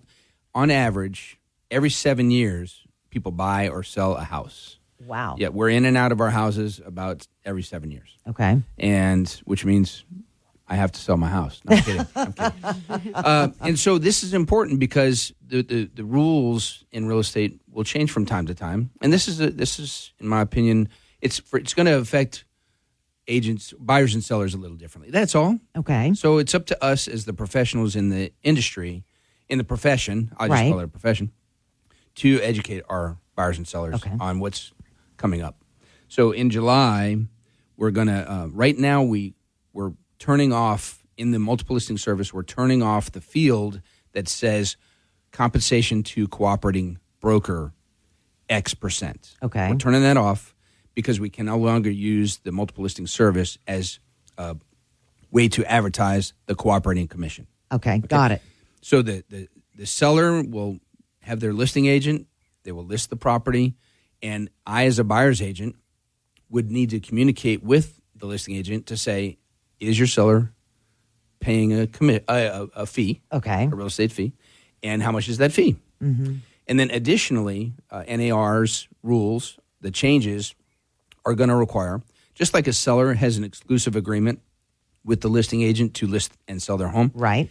Buyers will now need to have an exclusive agreement with their buyer's agent to represent them. And I can see how that would benefit both parties. It does, because it protects both parties. And while seasoned professionals in the business like Walter and I have been doing this from the beginning of our careers, when we work with a buyer chooses to work with us, what this is doing is now mandating it and making it a requirement.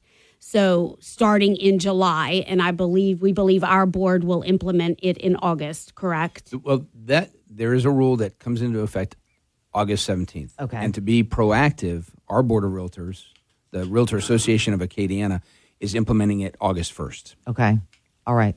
That will require buyers, when they first enter into a professional relationship with their realtor, will now have what's called a buyer agreement, just like there is a listing agreement. Got it. Okay, so let me ask you these questions following this through. Right now, if you've ever worked with a realtor, you sign the listing agreement, and that listing agreement is for a prescribed period of time. Will the buyer's agreement be the same? Absolutely. Yes. And thank you for bringing that up. Yes, it cannot be a binding agreement without a start date and an end date. Right. Absolutely. So that makes sense.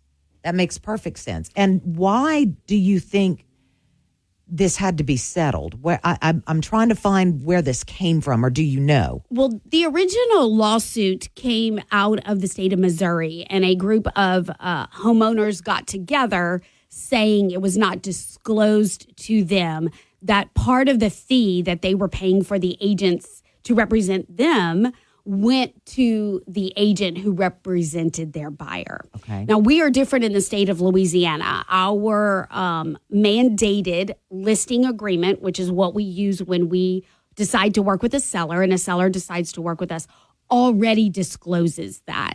Now, I am sure, again, speaking just as Walter and Deb, our listing agreement in the state of Louisiana will most likely change and will get even more detailed around that. But that is something that we have always disclosed in Louisiana. But now it's going to be disclosed and signed and become an agreement on the buyer side. Correct. Okay. So there will now be, so if I represent a seller, I will have my ongoing agreement. Any buyer I represent, I will also have a separate agreement as well that lays out very clearly what we do, what the buyer does, the value that and services we're providing, and our fee to do that. The value in exchange for the compensation. Yeah, that makes sense. Which is how the service industry works. Right. Absolutely. I'd like to ask a general question. We hear stories nationally. In fact, right here through a Fox News feature, there was a story that says that first-time home buyers are being, quote, priced out of the market, that American dream is not attainable. So talk about, if you would, how does that translate into this Acadiana real estate market? That's number one. And number two, can you possibly address why the cost of a 1,400 square foot house in California, parts of California, is $1 million? Why such a drastic difference? People are leaving California. I'm confused. Well, real estate works on the foundation of supply and demand. That's correct. Okay.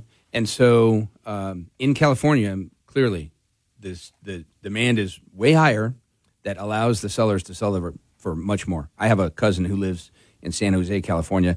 He has a 1,200 square foot house that's worth about $1 million right now. Wow. Yeah. And it was built many years before I was born. So you know that it's at least a couple decades old, right? One or two. Yeah. So here in Louisiana, we've talked about this before, Mark, that real estate is local. So what's affecting California and the residents there and that are driving them into Arizona and Nevada and Colorado, which is true. I mean, I know that as a trend as well, doesn't impact us as much here in Louisiana.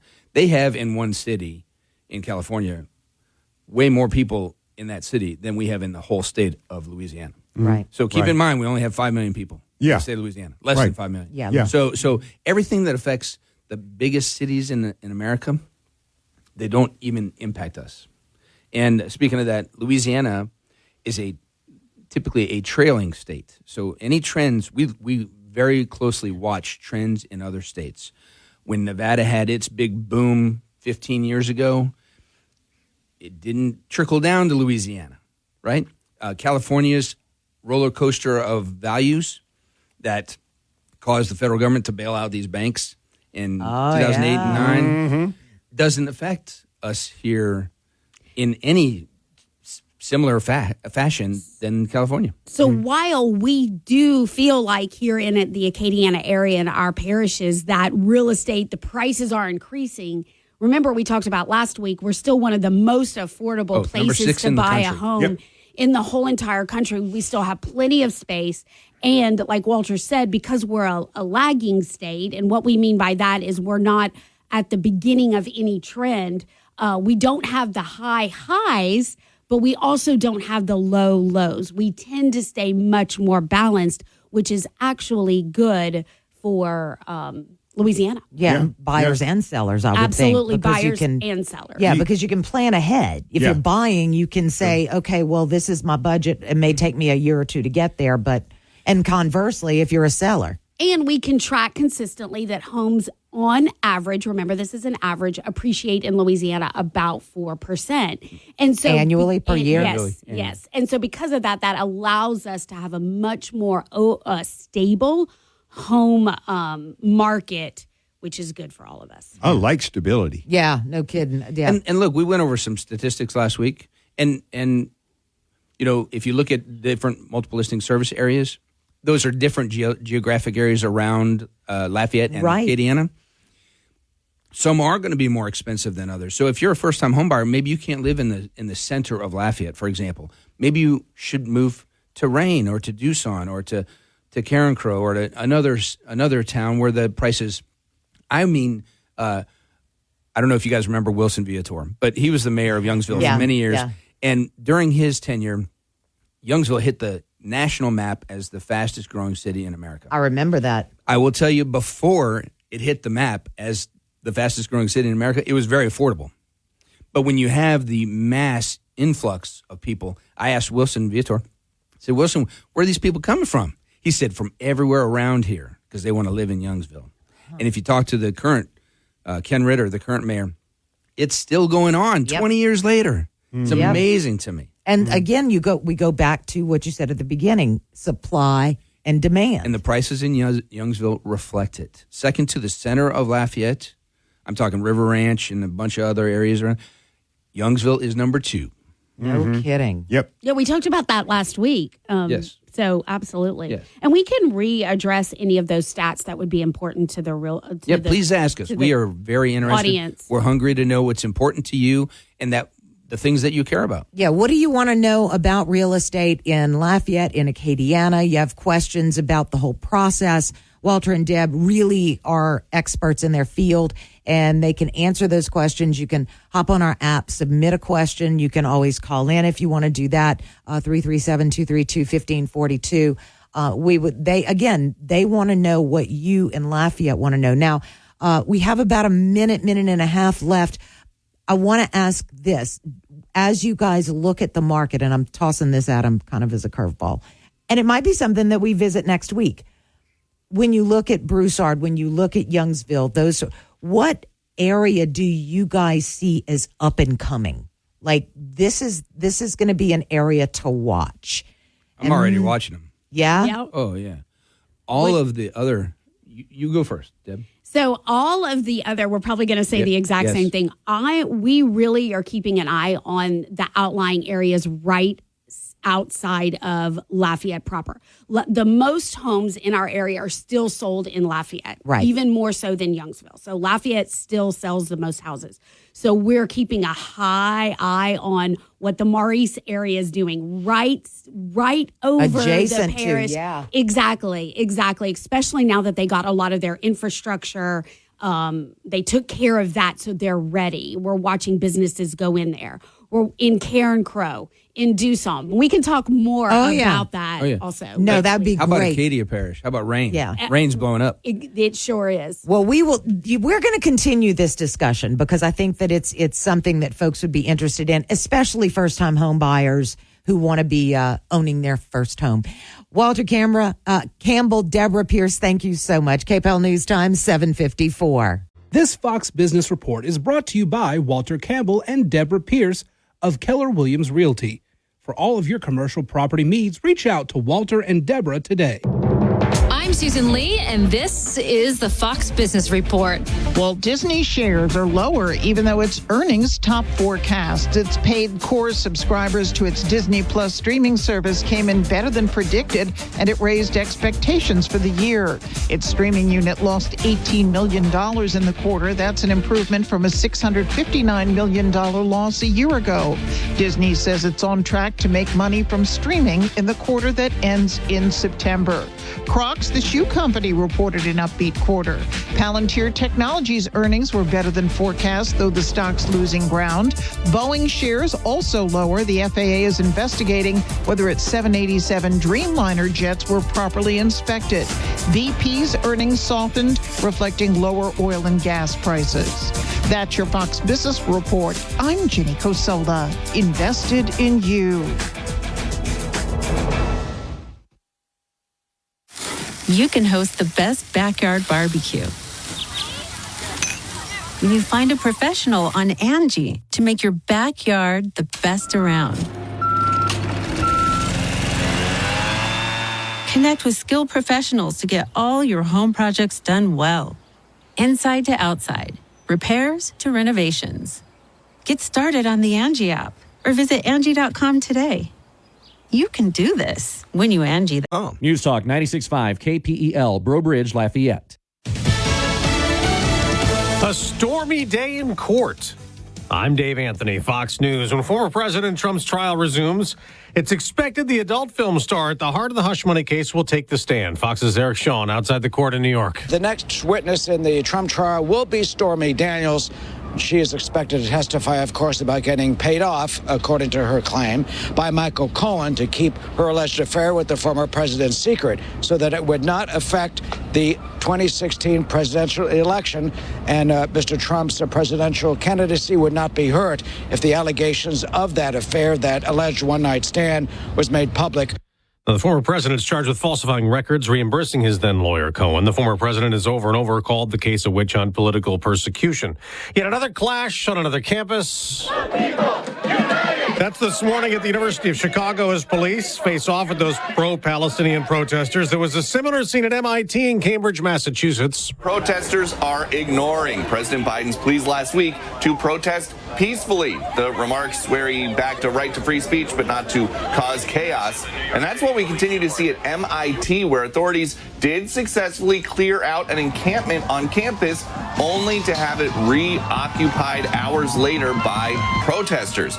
We do not expect President Biden to heed their calls to stop backing Israel when he speaks at an event for Holocaust Remembrance Day. Fox's Peter Ducey at the White House. That Biden speech will be in a few hours, the day after Hamas said it accepted a ceasefire proposal for Gaza, but Israel rejected it as its forces take over a border crossing in Rafah. The IDF says they killed 20 Hamas militants and found 3 tunnels. This comes after the Israeli military called on tens of thousands of Palestinians to evacuate the city and head for humanitarian zones along the Mediterranean coast. Fox's Madeline Rivera. At least one person's dead in Oklahoma after a tornado was ripped through, doing damage in small towns north of Tulsa. America's listening to Fox News.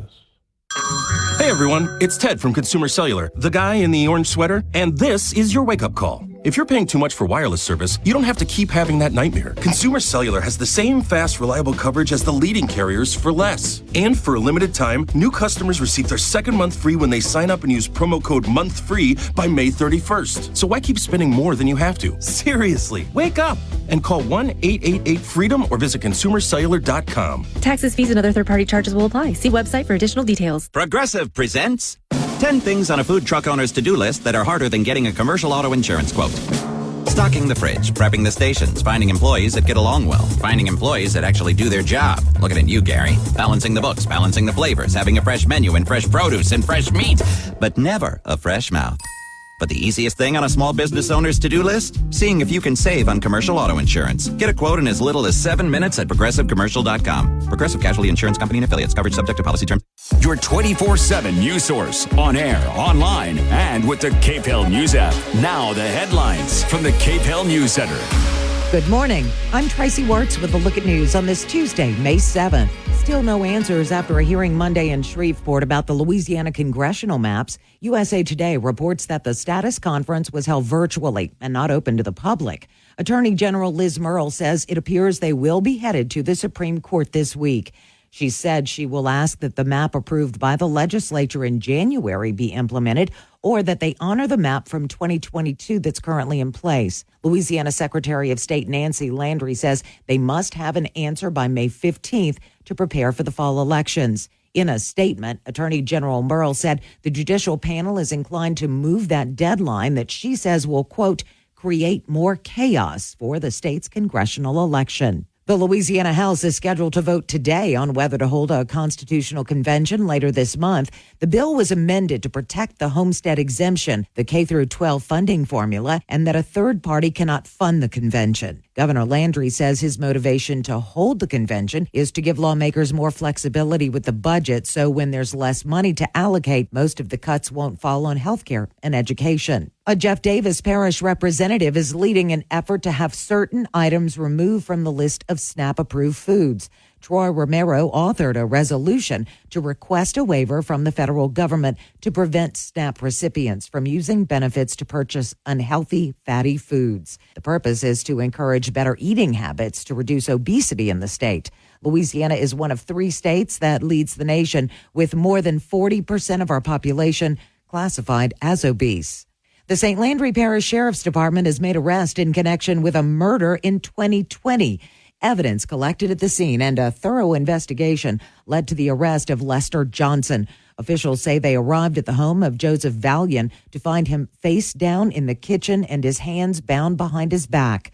A large safe in the house with $20,000 cash and valuables was missing. Johnson was arrested last week and charged with first-degree murder. Church Point police are looking for a suspect who allegedly poured liquid chemicals on his girlfriend.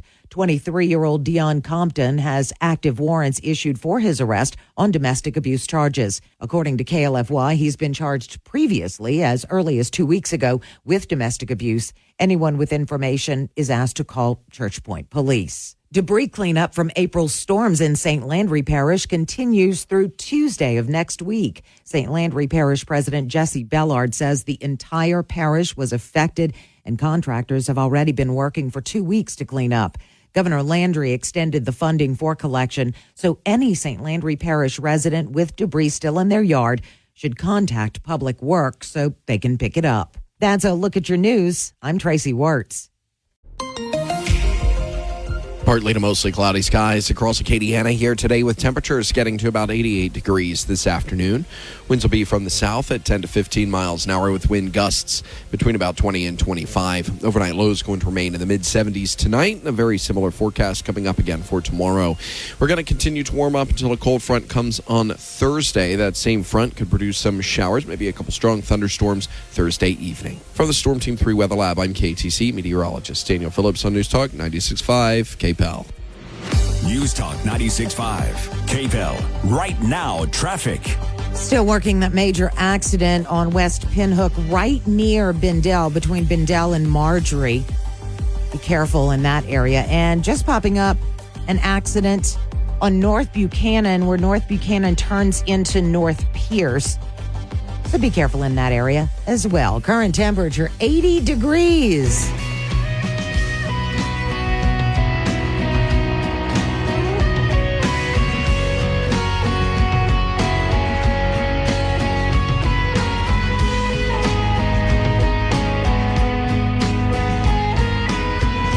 KPEL News Time is 8:09 on this Tuesday morning. Tracy Wertz, Mark Pope joining you. Thank you for joining us.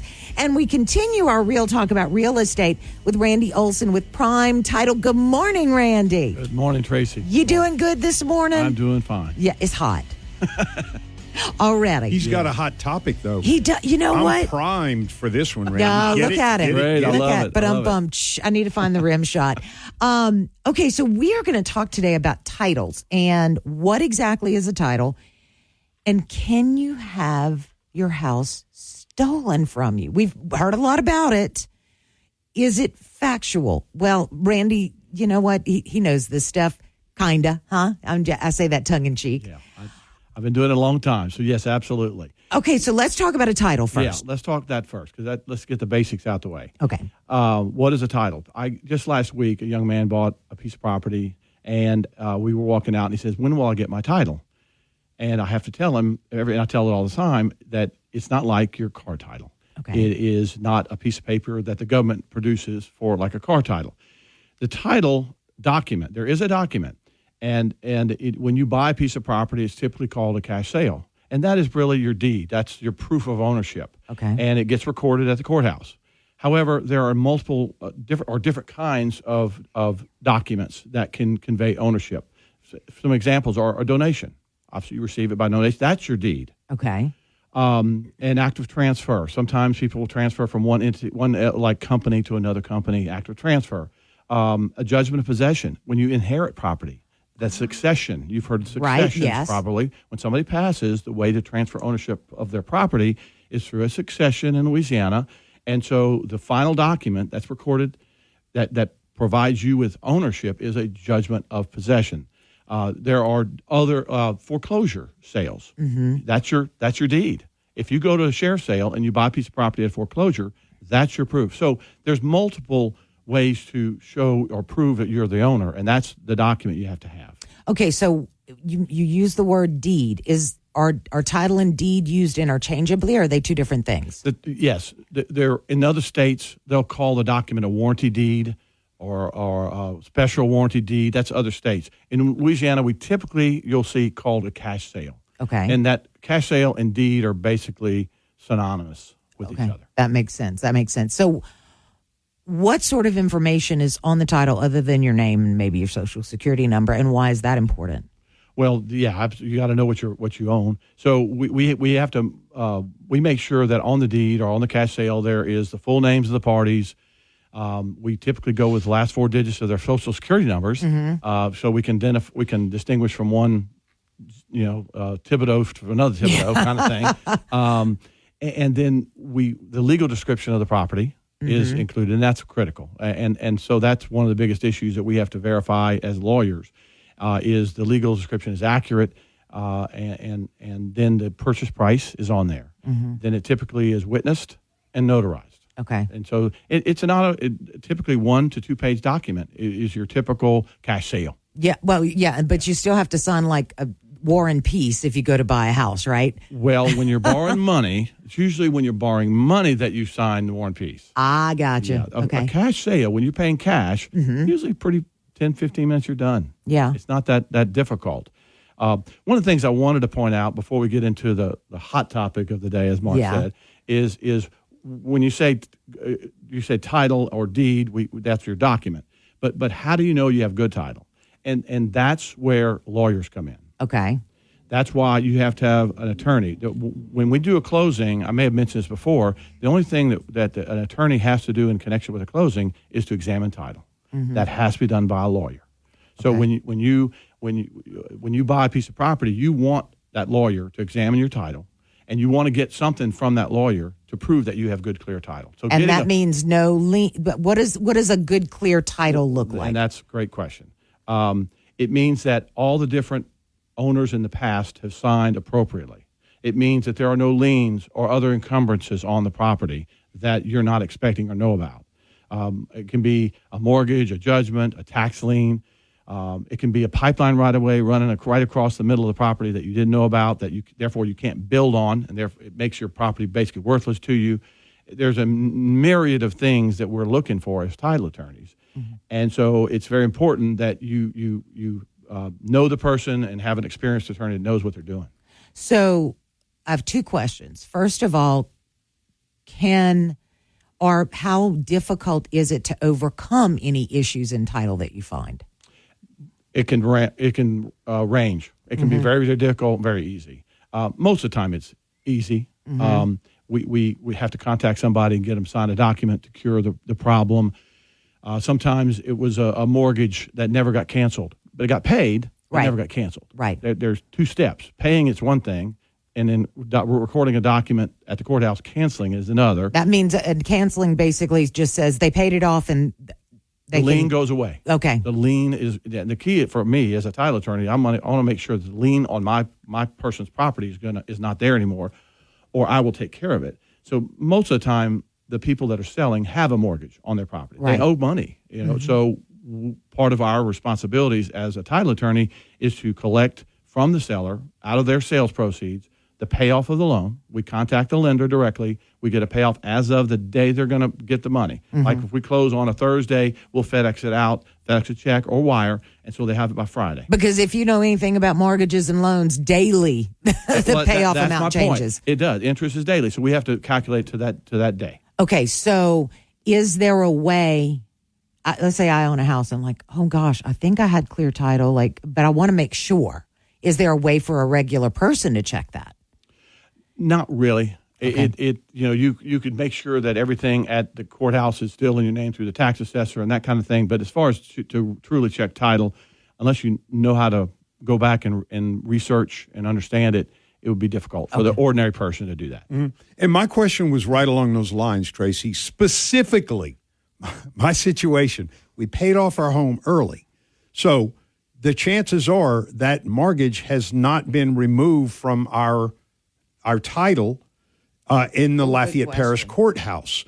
So we would need to retain you or another title specialist to go to the Lafayette Parish Courthouse and say, this mortgage is paid. I'm hopeful that that's not the case. And the reason I say that is a lender gets paid. Many of the lenders will actually cancel the mortgages directly themselves. Really? Okay. So, and the other option they will do is they'll send the cancellation to you as a customer. The problem is the customers sometimes don't have a clue what to do, and they'll either throw it in the trash or they'll put it in their folder and don't realize that they needed to go to the courthouse and record it. We do run across that.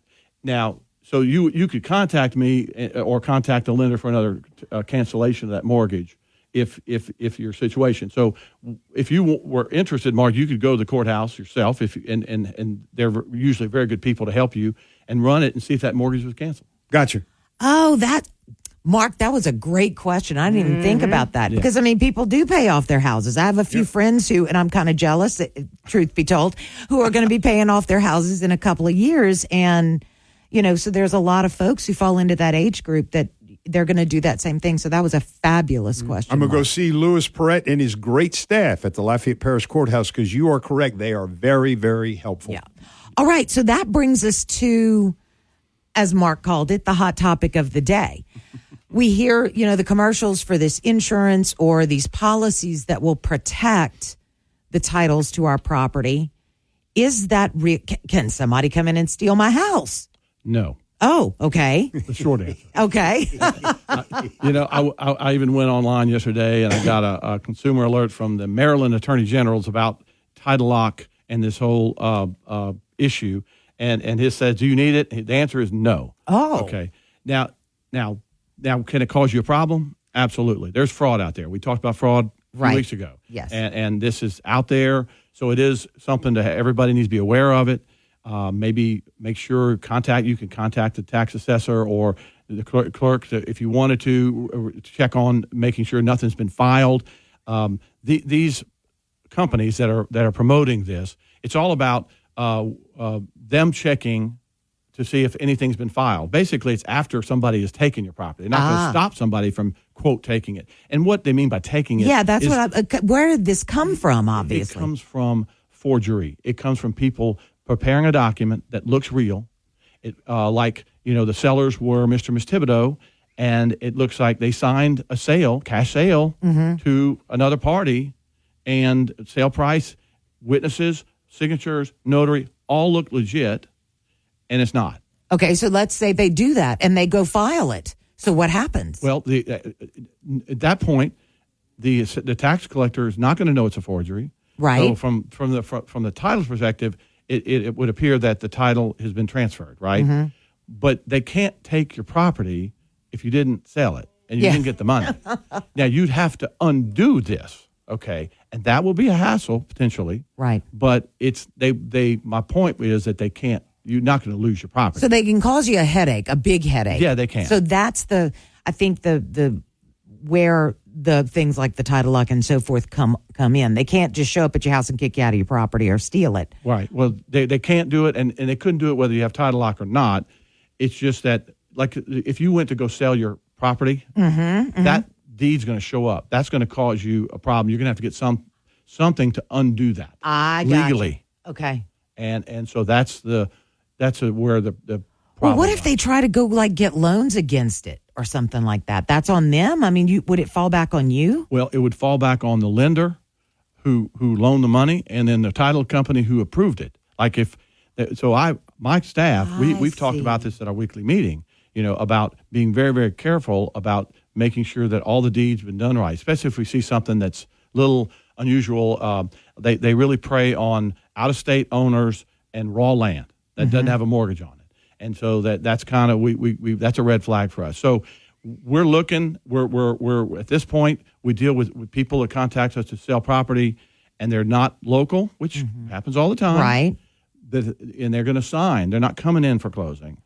We won't let them get their own notary because we can't trust that. Right. No. Right. Yeah. So we will hire a remote notary to go to them, so that we know that our notary is making sure it's the right person. Oh, that's fascinating. I'm going to ask this question. Hopefully you don't have to say, I don't know. But let's say you did sign up with, quote, Title Lock.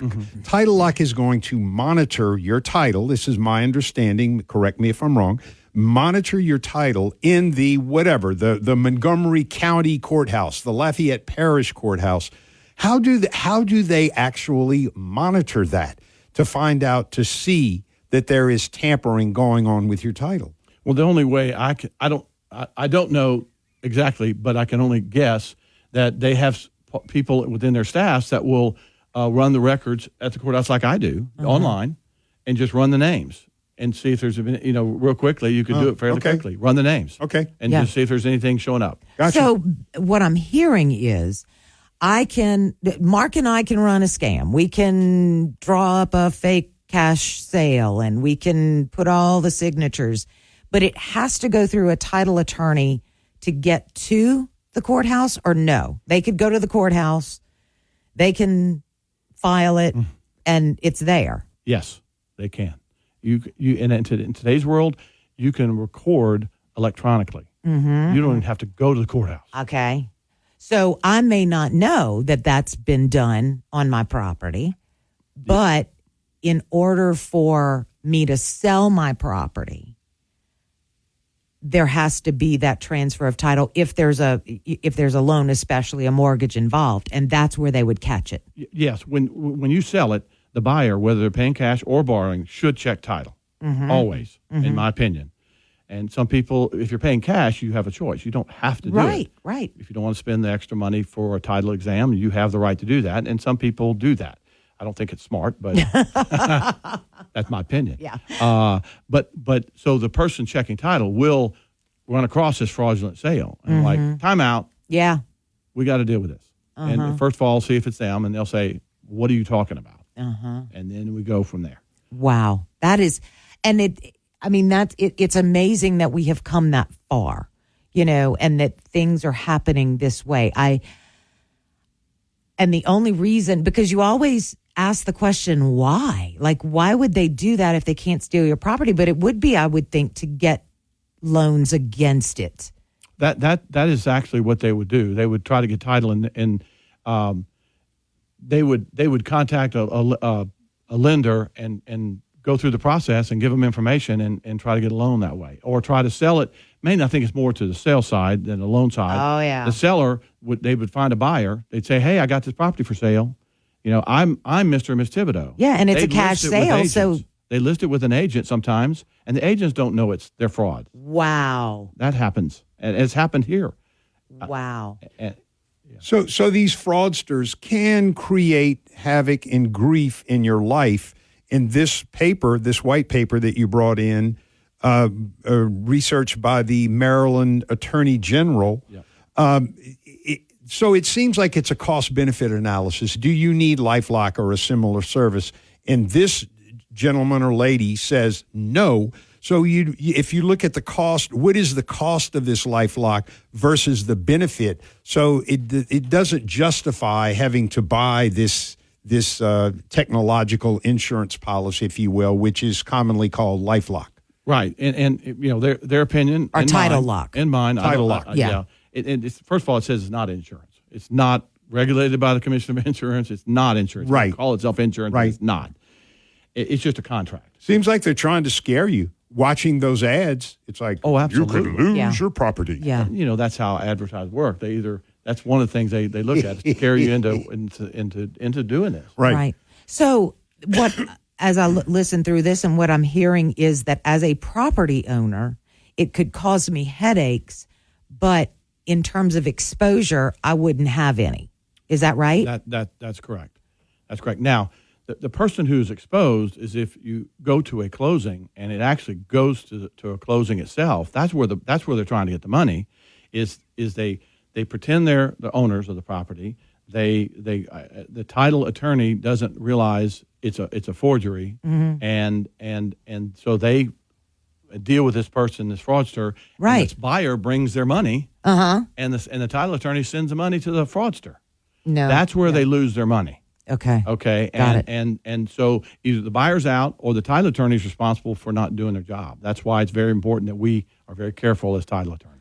Randy, always enlightening and fascinating. And again, if you have questions for Randy as a title attorney, whether it's about fraud or buying or selling property from a legal standpoint, we'd be happy to hear from you. Just drop us a message, a question on our app, because, man, real estate's a big industry in Acadiana, and there are a lot of things that you need to know, and the more educated you are, the better a consumer you will be. So thank you so much, Randy. Always a pleasure. Thanks. KPEL News Time is 8:27. Celebrating 20 years of enlightening Acadiana. Moon Griffon, next on News Talk 96.5. KPEL.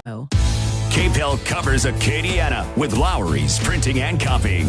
May is Mental Health Month, and Lafayette Consolidated Government has several ways to improve your mental health. First, bring love into your home by adopting a homeless pet through the Lafayette Animal Shelter and Care Center on Dugas Road. Through May 15th, all adoption fees are waived, and the pets are very well cared for. All vaccinations, spayed, neutered, and more. Kids camps are June 3rd through August 2nd. The main camps are called Kid Cam camps at 3 locations. Also, smaller summer camps at various Parts, Arts, Recreation, and Culture Recreation Centers. Get all the details at LafayetteLA.gov. Go to Government Directory and find Parts, Arts, Recreation, and Culture. And finally, lots of opportunities to learn tennis, and it will not cost you anything. You can get all the details at AcadianaServes.com. Everybody have a great summer. This hour brought to you by Matthew James Tax Pros, online at MatthewJames.com. Your 24/7 news source, on air, online, and with the KPEL News app. Now the headlines from the KPEL News Center. Morning. I'm Tracy Wertz with a look at news on this Tuesday, May 7th. Still no answers after a hearing Monday in Shreveport about the Louisiana congressional maps. USA Today reports that the status conference was held virtually and not open to the public. Attorney General Liz Murrill says it appears they will be headed to the Supreme Court this week. She said she will ask that the map approved by the legislature in January be implemented, or that they honor the map from 2022 that's currently in place. Louisiana Secretary of State Nancy Landry says they must have an answer by May 15th to prepare for the fall elections. In a statement, Attorney General Murrill said the judicial panel is inclined to move that deadline that she says will, quote, create more chaos for the state's congressional election. The Louisiana House is scheduled to vote today on whether to hold a constitutional convention later this month. The bill was amended to protect the homestead exemption, the K-12 funding formula, and that a third party cannot fund the convention. Governor Landry says his motivation to hold the convention is to give lawmakers more flexibility with the budget, so when there's less money to allocate, most of the cuts won't fall on health care and education. A Jeff Davis parish representative is leading an effort to have certain items removed from the list of SNAP-approved foods. Troy Romero authored a resolution to request a waiver from the federal government to prevent SNAP recipients from using benefits to purchase unhealthy, fatty foods. The purpose is to encourage better eating habits to reduce obesity in the state. Louisiana is one of 3 states that leads the nation, with more than 40% of our population classified as obese. The St. Landry Parish Sheriff's Department has made arrest in connection with a murder in 2020. Evidence collected at the scene and a thorough investigation led to the arrest of Lester Johnson. Officials say they arrived at the home of Joseph Valian to find him face down in the kitchen and his hands bound behind his back. A large safe in the house with $20,000 cash and valuables was missing. Johnson was arrested last week and charged with first-degree murder. Church Point police are looking for a suspect who allegedly poured liquid chemicals on his girlfriend. 23-year-old Dion Compton has active warrants issued for his arrest on domestic abuse charges. According to KLFY, he's been charged previously, as early as 2 weeks ago, with domestic abuse. Anyone with information is asked to call Church Point police. Debris cleanup from April's storms in St. Landry Parish continues through Tuesday of next week. St. Landry Parish President Jesse Bellard says the entire parish was affected and contractors have already been working for 2 weeks to clean up. Governor Landry extended the funding for collection, so any St. Landry Parish resident with debris still in their yard should contact Public Works so they can pick it up. The Department of Children and Family Services is working to finalize plans with federal partners to provide summer nutrition for low-income Louisiana school-age children. The program Sunbucks provides nutritious meals for the children through the EBT grocery buying program. Beginning in June, each eligible child will receive a single payment of $120 for the summer. Sunbucks will automatically be added to most eligible families' assistance, but some may need to apply. It's National Hurricane Preparedness Week, and GOSEP Director Jacques Thibodeau wants to make sure everyone is ready for an active hurricane season. Thibodeau suggests having an emergency fund and supplies ready and having an evacuation plan. The Colorado State University long-range forecast indicates the possibility of 23 named storms, 11 hurricanes, with 5 of those likely becoming major hurricanes. That's a look at your news. I'm Tracy Wirtz. Prime Energy Solutions is currently offering a free 10-year warranty on air-cooled Kohler generators from now until May 10th. Purchase a home generator from Prime Energy Solutions and never worry about losing power again. Call them for more information or go to primeenergysolutions.com. Partly to mostly cloudy skies across Acadiana here today, with temperatures getting to about 88 degrees this afternoon. Winds will be from the south at 10 to 15 miles an hour, with wind gusts between about 20 and 25. Overnight lows going to remain in the mid-70s tonight. A very similar forecast coming up again for tomorrow. We're going to continue to warm up until a cold front comes on Thursday. That same front could produce some showers, maybe a couple strong thunderstorms Thursday evening. From the Storm Team 3 Weather Lab, I'm KTC meteorologist Daniel Phillips on News Talk 96.5 KPEL. News Talk 96.5 KPEL. Right now, traffic. We have an accident showing up the 4500 block of Ambassador Caffrey. That's near its intersection with Kali Saloom.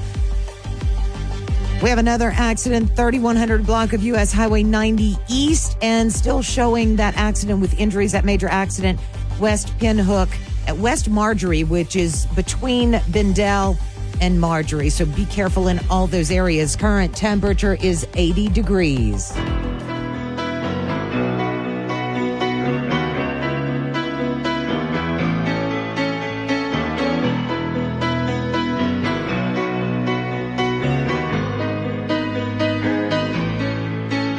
KPEL News Time is 8:39 on this Tuesday, May the 7th. Tracy Wirtz, Mark Pope joining you. And protests continue. Mark, I was just reading that protests, pro-Palestinian protests, have now begun in Europe and are ramping up there. You said you had read some interesting stuff too. I saw a report yesterday on Fox News, and it seemed to be the most current. And of course, Fox is famous for their research. And here are the numbers that were given by a reporter. Okay, so nationwide, with these protests on college campuses, 2,400 arrests have happened on 52 college campuses in 27 states. Wow. So, yeah. And then you and I were discussing before we got to this segment, and it looks like what's happening over at Columbia University? Well, Columbia canceled their commencement, their school-wide commencement ceremonies.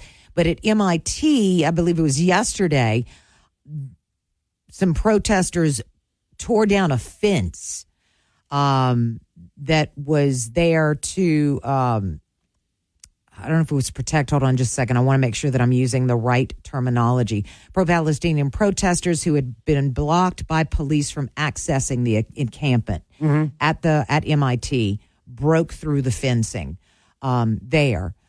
You have issues at Ole Miss right now that are popping up in the news today.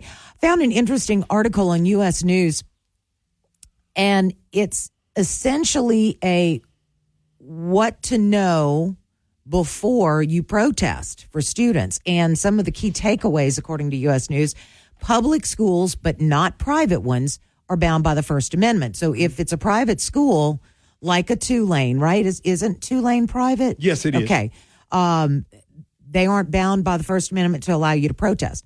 I guess that's what that means. Students should also know their rights and campus policies before protesting. That brings to mind things like, do you need a permit? Do you have to ask someone's permission to specifically be on a university property for a specific purpose?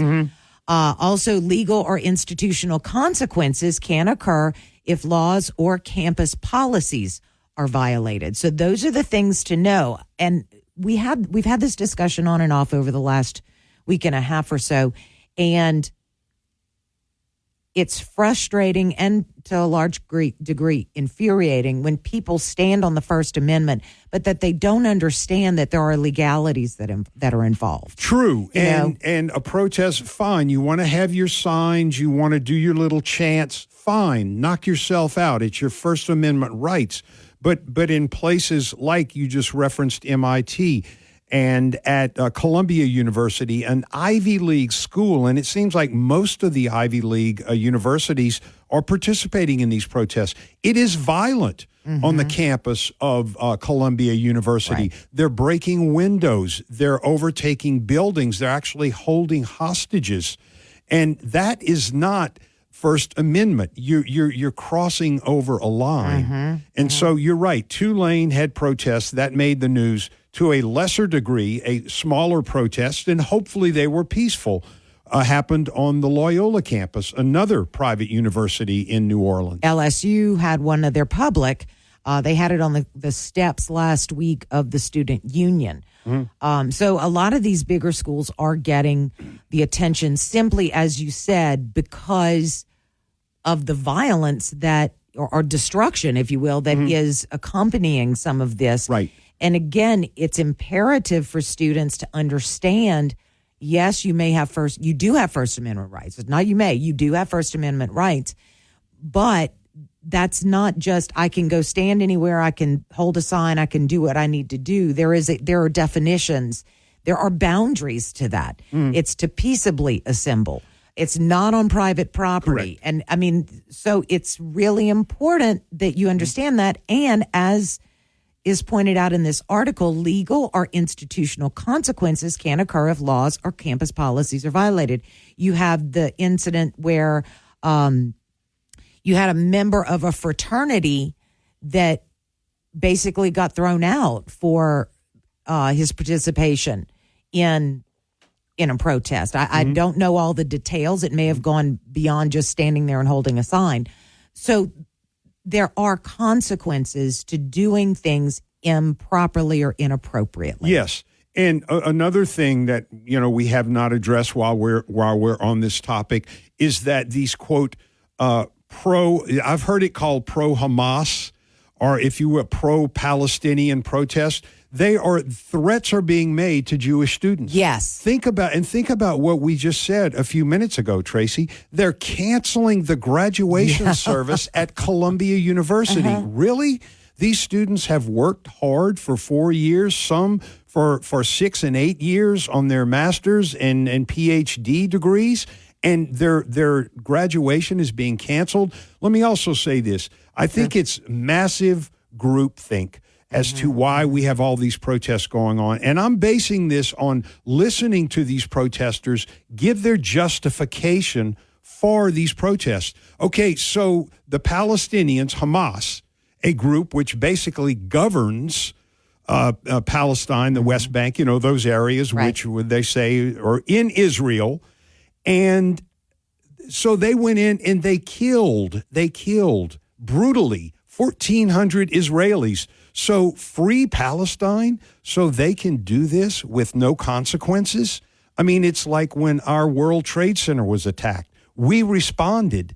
Israel is responding. What are they supposed to do? Oh, well, we have to free Palestine from the river to the ocean. And all these little buzz phrases. Look, I don't like war. I despise war. Well, I don't think you're going to find anybody who likes it. Right. Right? I mean, and I agree with you, though.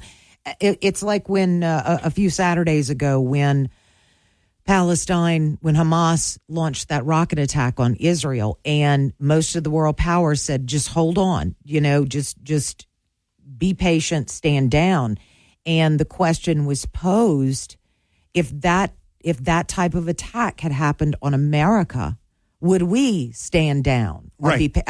There would be an outcry from our population saying, look, we're going to go back. We're going to get them. Like, they can't do that to us. And we're going to show the fact that we will defend ourselves. And so, Israel showed restraint in that particular instance. And, this is obviously a tenuous situation, but I agree with you that it is groupthink. And it's, okay, we're going to say this one line because it's this one line that people will jump behind without knowing the rest of the story. Yeah. And therein lies the problem. And Israel is planning an attack. I forget, it is a stronghold for Hamas.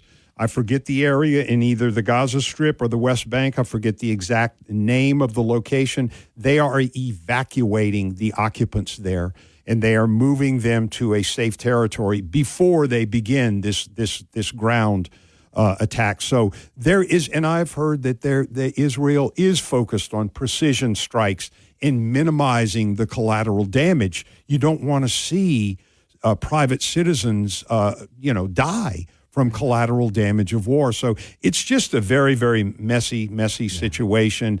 It's part of my prayers on a nightly basis when I say my prayers, thoughts and prayers for those folks over there, and may the situation calm down, hopefully sooner rather than later. And if you have children, grandchildren, know friends who have students in college and they're considering this, just remind them that there are things to keep in mind before they join one of the protests.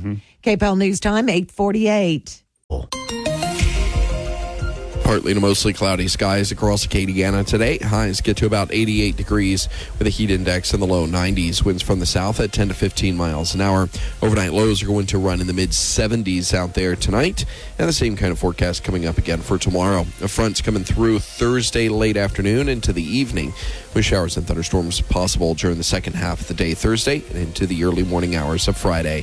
From the Storm Team 3 Weather Lab, I'm KTC meteorologist Daniel Phillips on News Talk 96.5 KPEL. News Talk 96.5 KPEL. Right now, traffic. We're still showing that accident, Ambassador Caffrey near its intersection. Let me turn this down. There we go. Ambassador Caffrey near its intersection with Kali Saloom.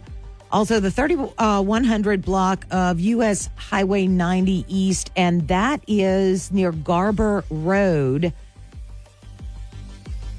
So be careful there in that particular area. And hopefully they are cleaning up that accident with injuries, Pinhook Road between Bendel and Marjorie that happened earlier this morning. Current temperature is 80 degrees.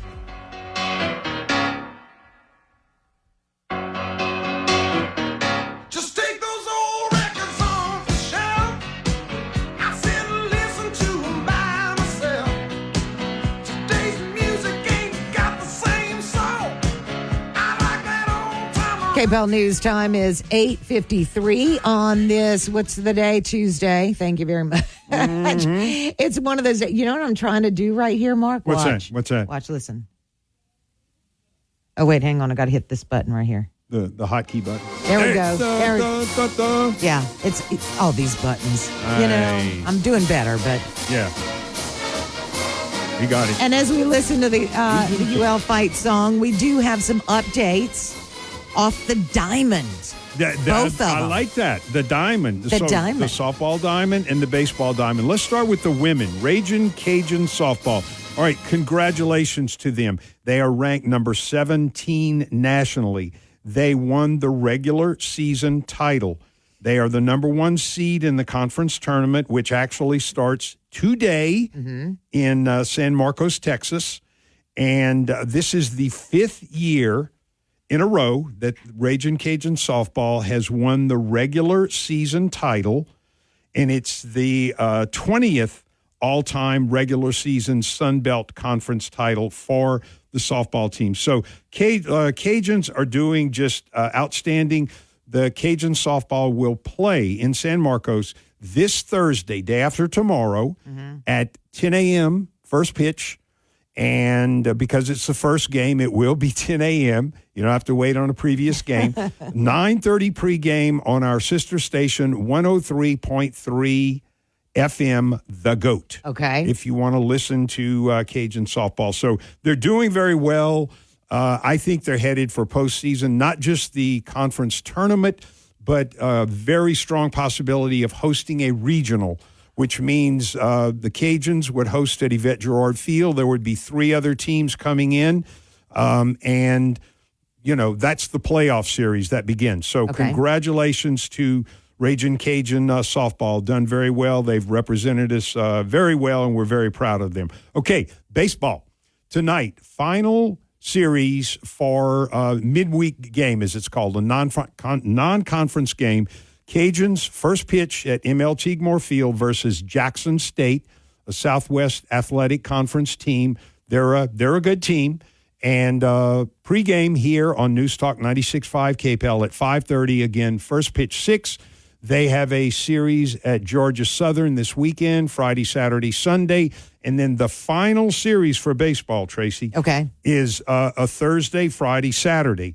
The final game of the regular season will be Saturday, May 18th at ML Teague-Moore Field versus South Alabama. Guess what else happens on that day? Tell me. The seniors on the UL baseball team will graduate at ML Teague-Moore Field. Now, that is cool. That is really cool. If you aren't going to go to any other game, that's the one to go to. And Tony Robichaux created a culture. He said, you're here not to play baseball. Yes, you play baseball, but your first job, classroom. 70%, this is from about 3 years ago, 70% of the graduating seniors were on the dean's list. Congratulations to all of them. Thank you so much for joining us today. Have a great day. God bless. The Fox Business Report is brought to you by Gulf Coast Bank, your local community bank. Whether your financial needs are for an individual, a business, or for the whole family, Gulf Coast Bank has the knowledge and products to serve you best. With 9 convenient locations throughout Acadiana, you're never far from a friendly Gulf Coast Bank associate. I'm Neil Cavuto, and this is the Fox Business Report. Saudi Aramco's profit fell in the first quarter. It was weaker than analyst predictions. It sold a lower volume of crude oil and was making less from refining and chemicals. Boeing shares are losing more ground. The Wall Street Journal says Boeing is facing another investigation. The FAA notified Boeing in April that it might not have completed the checks on 787 Dreamliners. Also, the launch of a Boeing spacecraft was postponed after concerns about a component on the rocket. Walt Disney had a mixed quarter. Its earnings were upbeat, but it had $2 billion worth of expenses related to its business in India. Crocs is still selling a lot of its namesake clogs and other footwear. Its earnings blew past forecasts, but it lowered expectations for its Hey Dude brand. That's your Fox Business Report. I'm Jenny Cosola, invested in you. You can host the best backyard barbecue when you find a professional on Angie to make your backyard the best around. Connect with skilled professionals to get all your home projects done well. Inside to outside, repairs to renovations. Get started on the Angie app or visit Angie.com today.